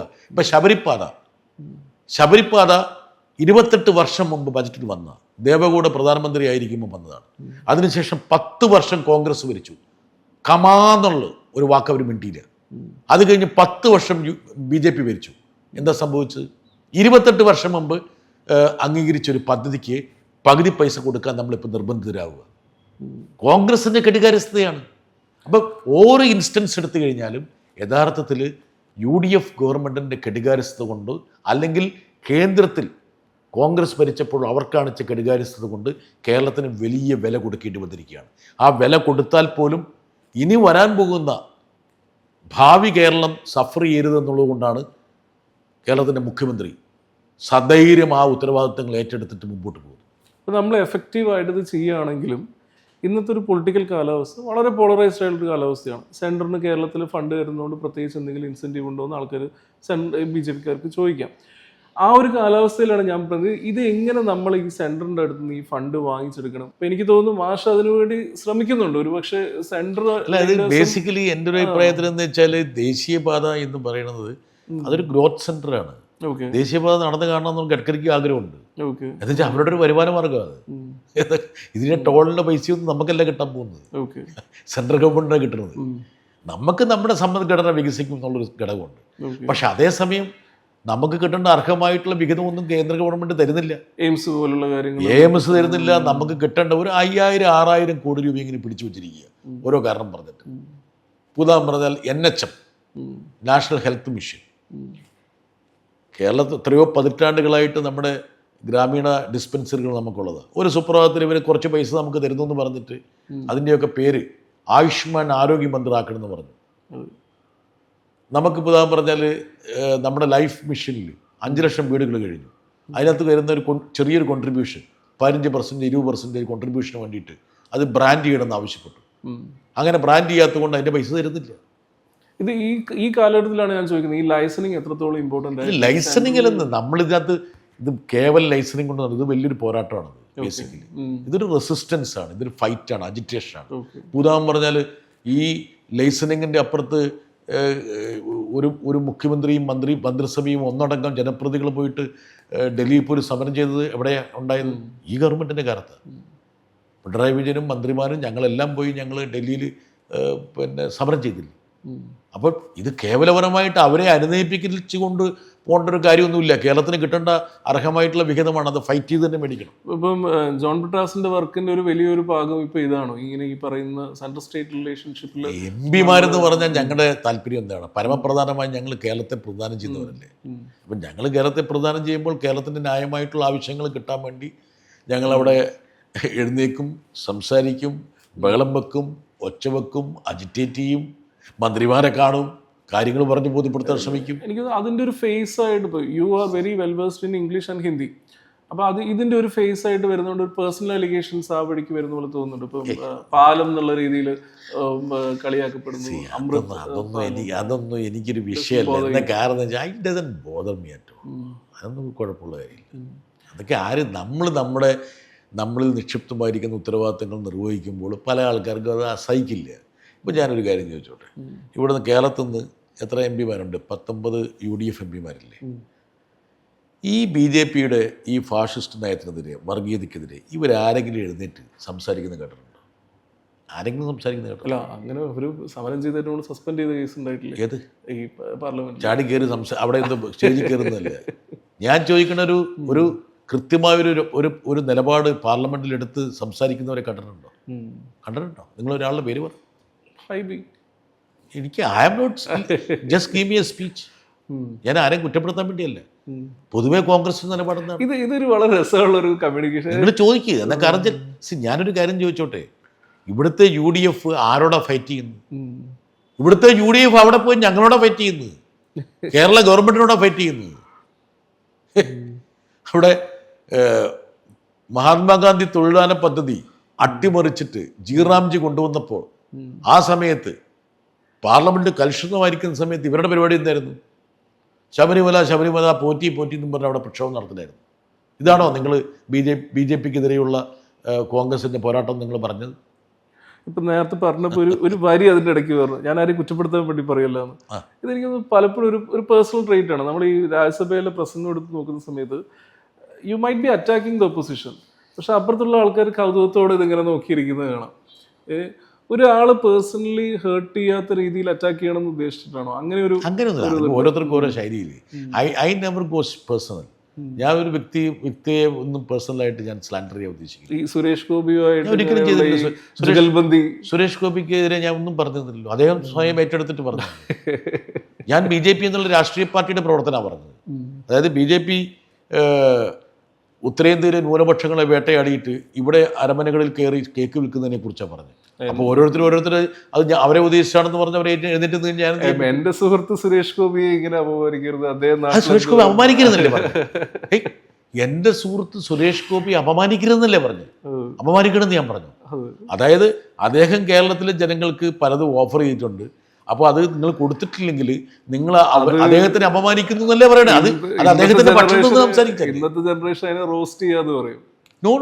I was speaking on behalf of you, actually. Has this spoiled your individual life? Because you had like an personal relationship with these guys. ഞാൻ സുരേഷ് ഗോപി തമ്മിൽ എന്ത് അഭിപ്രായ വ്യത്യാസമുള്ളത്? ഞാൻ സുരേഷ് ഗോപിയെ സപ്പോർട്ട് ചെയ്യില്ല ഇത്. അതായത് സുരേഷ് ഗോപിയെ പോലുള്ള ഒരു മാന്യ വ്യക്തിത്വം കേരളത്തിലെ ജനങ്ങൾക്ക് പലതും വാഗ്ദാനം ചെയ്തിട്ടുണ്ട്. ആ വാഗ്ദാനങ്ങൾ നിറവേറ്റാൻ വേണ്ടി നിങ്ങൾ നിലകൊണ്ടില്ലെങ്കിൽ നിങ്ങൾ ആ മാന്യ വ്യക്തി അപമാനിക്കുകയാണ് എന്ന് പറയുമ്പോൾ ഞാൻ സുരേഷ് ഗോപിക്ക് വേണ്ടിയിട്ടല്ല ഞാൻ ബാറ്റ് ചെയ്തത്. ഉപ്പറെന്ത് പറയുന്നുള്ളത് എനിക്ക് വിഷയമല്ല. അത് ഞാൻ നോക്കേണ്ട കാര്യമില്ല. ഞാനെന്തെങ്കിലും മോശമായിട്ട് അദ്ദേഹത്തെക്കുറിച്ച് പറഞ്ഞിട്ടുണ്ടോ? ഞാൻ ഒരിക്കലും പറഞ്ഞിട്ടില്ല. മകളൊരു ചെറുപ്പക്കാരിയാണല്ലോ, ഇന്നത്തെ ഒരു മില്ലേനിയൽ ജനറേഷൻ്റെ ഒരു ഇതാണല്ലോ. അപ്പം മകളുമായിട്ട് സംസാരിക്കുമ്പം ഈ പറയുന്ന ഇവരെങ്ങനെയാണ് രാഷ്ട്രീയത്തെ സ്വീകരിക്കുന്നത്? ഇവരുടെ രാഷ്ട്രീയ വളരെ ക്രിട്ടിക്കലായിട്ട് രാഷ്ട്രീയത്തെ കാണുന്ന ആണോ? മീഡിയ എൻ്റെ രാഷ്ട്രീയത്തിനെ അല്ല ഞാൻ പറയുന്നത്, പൊതുവേ രാഷ്ട്രീയത്തെ വളരെ കൂലങ്കോഷമായിട്ട് വിലയിരുത്തുന്ന ആൾക്കാരാണ്. അവരൊക്കെ വളരെ ഹൈലി പൊളിറ്റിക്കലാണ്. ആ സെൻസ് റിട്ടയർമെന്റ് ഏജ് എന്തെങ്കിലും കണ്ടുവച്ചിട്ടുണ്ടോ? റിട്ടയർ ചെയ്യണമെന്നുള്ള ആഗ്രഹമുള്ള ഒരുത്തരാണ്. ആണ് അതെ, റിട്ടയർ ചെയ്യണം. എന്താ കാരണം വെച്ചാൽ നമുക്ക് ആരോഗ്യമുള്ള സമയത്ത് റിട്ടയർ ചെയ്യണം എന്നുള്ള. അത് ഞാൻ നിങ്ങളുടെ ചോദ്യത്തോട് ഞാൻ വളരെ സർഗാത്മകമായി പ്രതികരിക്കുകയാണ്. അതായത് എനിക്ക് ഒരു ബോധ്യമുള്ള സമയത്ത് ഞാൻ റിട്ടയർ ചെയ്യണം. അത് ഇന്നൊരു വയസ്സെന്നുള്ളത് ഞാൻ കാണുന്നില്ല. ഞാൻ കാണുന്നില്ല. പക്ഷേ എനിക്ക് റിട്ടയർമെൻറ്റ് എന്നുള്ളൊരു സാധനം എനിക്ക് വേണമെന്നുള്ളൊരു ആഗ്രഹമുള്ള ആളാണ്. ഇനി റിട്ടയർ ചെയ്താൽ എന്ത് ചെയ്യുന്നു കൊണ്ട് ചോദിച്ചാൽ വേണേ ഞാൻ പറഞ്ഞുതരും. ഞാനൊരു അടിമുടി ഞാൻ ചോദ്യം ഒരു കർഷകനാണ്. കർഷകൻ എന്ന് പറഞ്ഞാൽ എനിക്ക് ഐ ലവ് ഫാമിങ്. ഞാൻ ഒരു കർഷക കുടുംബത്തിൽ ജനിച്ചാണ്. എനിക്ക് ഉദാഹരണം പറഞ്ഞാൽ നമ്മുടെ ഈ പൊതുജീവിതത്തിൻ്റെ ഭാഗമായിട്ട് അല്ലെങ്കിൽ മാധ്യമപ്രവർത്തനത്തിൻ്റെ ഭാഗമായിട്ട് നമ്മൾ പല സ്ഥലങ്ങളിലും പല പഞ്ചനക്ഷത്ര ഹോട്ടലിലൊക്കെ നമ്മൾ പോയി കിടക്കുന്നുണ്ടാകാം പല സ്ഥലത്ത് ഗസ്റ്റ് ഹൗസിൽ എല്ലാം. പക്ഷേ എങ്കിൽ പോലും എനിക്ക് ചെരുപ്പൊന്നും ഇടാതെ ഒരു ലുങ്കിയൊക്കെ കൊടുത്ത് ഒരു വാഴത്തോപ്പിൽ നിൽക്കുന്ന ആ സുഖം എനിക്ക് വേറെ എപ്പോഴും കിട്ടിയിട്ടില്ല. ഒരു സംശയമില്ല. അപ്പോൾ റിട്ടയർ ചെയ്ത് കഴിഞ്ഞിട്ട് ഫുൾ ടൈം എനിക്കൊരു കർഷകനാകണമെന്ന് എനിക്ക് ആഗ്രഹമുണ്ട്. CM-ന്റെ അടുത്തു നിന്നും മമ്മൂട്ടീൻ്റെ അടുത്തു നിന്നും പഠിച്ച ഏറ്റവും നമ്മൾ എന്താ പറയുക ഒരു അസ്പയറിങ് ക്വാളിറ്റി എന്ന രീതിയിൽ കണ്ടിട്ടുള്ള ഒരു കാര്യം, അനുകരിക്കേണ്ട എന്ന് തോന്നിയിട്ടുള്ള ഒരു കാര്യം, ശ്രീ പിണറായി വിജയനെ കുറിച്ച് ചിന്തിക്കുമ്പോൾ എനിക്ക് അനുകരിക്കണമെന്നോ അല്ലെങ്കിൽ ആൾക്കാർ അനുകരിക്കണമെന്ന് പറഞ്ഞൊരു കാര്യമുണ്ട്. ഒന്ന്, ഒരു വ്യക്തിയുടെ ഒരു ഫേവർ കിട്ടാൻ വേണ്ടിയിട്ട് എന്തെങ്കിലും മുഖസ്തുതി പറയുന്നൊരു സ്വഭാവം മൂപ്പർക്കില്ല. മൂപ്പർക്ക് മനസ്സിലുള്ളത് മുഖത്ത് വരുന്നത് നാവിൽ വരും. പ്രത്യേകിച്ച് ഇത് ഞാനിങ്ങനെ പറഞ്ഞാൽ മോശമാകുമോ, നാളെ ആൾക്ക് എന്നോട്, അതൊന്നുമില്ല. കാര്യങ്ങൾ കൃത്യമായിട്ട് പറയും. രണ്ടാമത്തെ അദ്ദേഹത്തിൻ്റെ ഏറ്റവും പ്രത്യേകത എന്ന് വെച്ചാൽ പറയുന്നൊരു കാര്യത്തിന് ഒരു വിലയുണ്ട്. വാക്ക് പഴയ ചാക്കല്ല. അദ്ദേഹം ഞാനെപ്പോഴും അദ്ദേഹത്തിൻ്റെ ടാഗിലേക്ക് ഞാൻ കൊടുക്കാറുണ്ട്. ഞാൻ പണ്ടുപോലെ കൊടുത്തിട്ടുള്ളത് പറയുന്നത് ചെയ്യും, ചെയ്യുന്നത് പറയുകയും ചെയ്യും, ചെയ്യുന്നതേ പറയുള്ളൂ. ഇതാണ് അദ്ദേഹത്തിൻ്റെ ടാഗിലേക്ക്. അത് യഥാർത്ഥത്തിൽ അനുകരിക്കേണ്ട കാര്യമാണ്. ഇനി മമ്മൂക്കയുടെ ഒരു കാര്യം അനുകരിക്കേണ്ടതെന്ന് പറയുന്നത് അസാമാന്യ ക്യൂരിയോസിറ്റിയാണ്. അതായത് ഇത്രത്തോളം ഇന്നൊവേഷൻ നടത്തുന്ന ഒരാൾ. അതായത് ഓരോ മിനിറ്റിലും അദ്ദേഹം പുതിയത് പഠിക്കാനും പുതിയതിനോടുള്ളൊരു കൗതുകം അദ്ദേഹത്തിനുണ്ട്. ഇപ്പോൾ പുതിയൊരു ടെക്നോളജി വന്നു, പുള്ളി അത് പഠിക്കും. പുള്ളിക്ക് പഠിക്കാൻ ആഗ്രഹമുണ്ട്. ഇത്രയും ഒരു എന്താ പറയുക സ്റ്റുഡിയസ് ആയി നിരന്തരം ഒരു വിദ്യാർത്ഥിയായി കഴിയുന്ന മമ്മൂക്കയുടെ ഒരു ഭാവതലമുണ്ടല്ലോ, അത് ഞാൻ തൊട്ടറിഞ്ഞിട്ടുണ്ട്. ഒരു ഉദാഹരണം എന്തെങ്കിലും ഈ അടുത്ത് സംഭവിച്ചിട്ടുള്ള എന്തെങ്കിലും ഒരു കാര്യം, ഈ അടുത്ത ഉദാഹരണങ്ങളേ ഉള്ളൂ. എന്താ കാര്യം ഒന്നൊന്നും പറയാൻ പറ്റില്ല. അത് ഏത് കാര്യത്തിലും അദ്ദേഹത്തിന് ഒരു സംഭവമുണ്ട്. ഞാൻ പറഞ്ഞപ്പോൾ നമ്മളിപ്പോൾ ഒരു ഫോട്ടോ എടുക്കുന്ന സമയത്ത് നമുക്ക് അപ്പോൾ അദ്ദേഹം ഉടനെ നമുക്ക് ഇവിടുന്ന് നമുക്ക് ഇപ്പുറത്തുനിന്ന് എടുത്താലോ അങ്ങനെ അതിനകത്ത് കൃത്യം. പിന്നെ അദ്ദേഹത്തിന് പുതാൻ പറഞ്ഞാൽ കൗതുകം, പുതിയൊരു ക്യാമറ കണ്ട് അപ്പോൾ ആ ക്യാമറ എങ്ങനെ ഓപ്പറേറ്റ് ചെയ്ത് എങ്ങനെ ഫോട്ടോ എടുക്കാം, ഏത് കാര്യത്തെക്കുറിച്ചും. പിന്നെ പൊളിറ്റിക്സിനെ കുറിച്ചൊക്കെ അദ്ദേഹം എന്നോട് ചോദിച്ചുകൊണ്ടിരിക്കും. എനിക്കറിയാവുന്നൊരു കാര്യം അദ്ദേഹത്തിന് അറിയാൻ വളരെ താല്പര്യം ഉണ്ടാവും. അദ്ദേഹം ഒരു ഇത്രയും എന്താ പറയണ്ടേ തൽപരനായ ഒരു വിദ്യാർത്ഥിയെ ഞാൻ വേറെ കണ്ടിട്ടില്ല. മാധ്യമപ്രവർത്തനായിരുന്ന സമയത്ത് ചെയ്യരുത് എന്ന് ഇൻസ്ട്രക്ഷൻ കിട്ടിയിട്ടുള്ള ഏതെങ്കിലും ഒരു സ്റ്റോറി ഉണ്ടോ? കില്ല് ചെയ്യണം എന്ന് ഇൻസ്ട്രക്ഷൻ കിട്ടിയിട്ടുള്ള ഏതെങ്കിലും സ്റ്റോറി ഉണ്ടോ? ഇപ്പം ഞാൻ കൈരളിയുടെ ചീഫ് എഡിറ്ററായിട്ട് കുറേ കാലം ജോലി ചെയ്തിട്ടുള്ളതാണ്. എന്നോട് മമ്മൂക്കയോ അല്ലെങ്കിൽ പിണറായി വിജയനോ ഇന്ന വാർത്ത കൈകാര്യം ചെയ്യരുത്, കൊടുക്കരുത് എന്ന് ഒരിക്കലും പറഞ്ഞിട്ടില്ല. ഒരിക്കലും പറഞ്ഞിട്ടില്ല. ഞാൻ എപ്പോഴും പറഞ്ഞൊരു കാര്യമുണ്ട്, നമ്മൾ ഇൻവെർട്ടർ സ്വതന്ത്രമെന്ന് കരുതുന്ന മാധ്യമങ്ങളിൽ ജോലി ചെയ്യുന്നവരെക്കാൾ സ്വാതന്ത്ര്യം അനുഭവിച്ചൊരു മാധ്യമ പ്രവർത്തനമാണ് ഞാനെന്നത്. CM-നെ ഇപ്പം നമ്മൾ ഈ പറയുന്ന ഇലക്ഷൻ സീസണിൽ കാണുകയാണെങ്കിൽ ചോദിക്കാൻ സാധ്യതയുള്ള ഒരു ചോദ്യം, ഞാൻ ഇന്റർവ്യൂ ചെയ്യുന്നില്ല. ഞാൻ അദ്ദേഹത്തിന് ഇന്റർവ്യൂ ചെയ്യില്ല. പക്ഷെ എന്നാലും ക്യൂരിയോസിറ്റി തോന്നിയിട്ടുള്ള എന്തെങ്കിലും ഒരു സാധനം ഉണ്ടോ? അങ്ങനെ ഞാൻ ജെന്യുവനായിട്ട് അല്ല, അത് ആരെങ്കിലും ഇന്റർവ്യൂ ചെയ്യാൻ വേണ്ടി പോകുന്നുണ്ടെങ്കിൽ ചിലപ്പോൾ എന്നോട് ചോദിച്ച് ഞാൻ പറഞ്ഞു. Please arrange that interview for us. I'll do that interview. Thank you very much. Thanks Nice a lot. speaking to you. Thanks a lot. Okay. Yeah.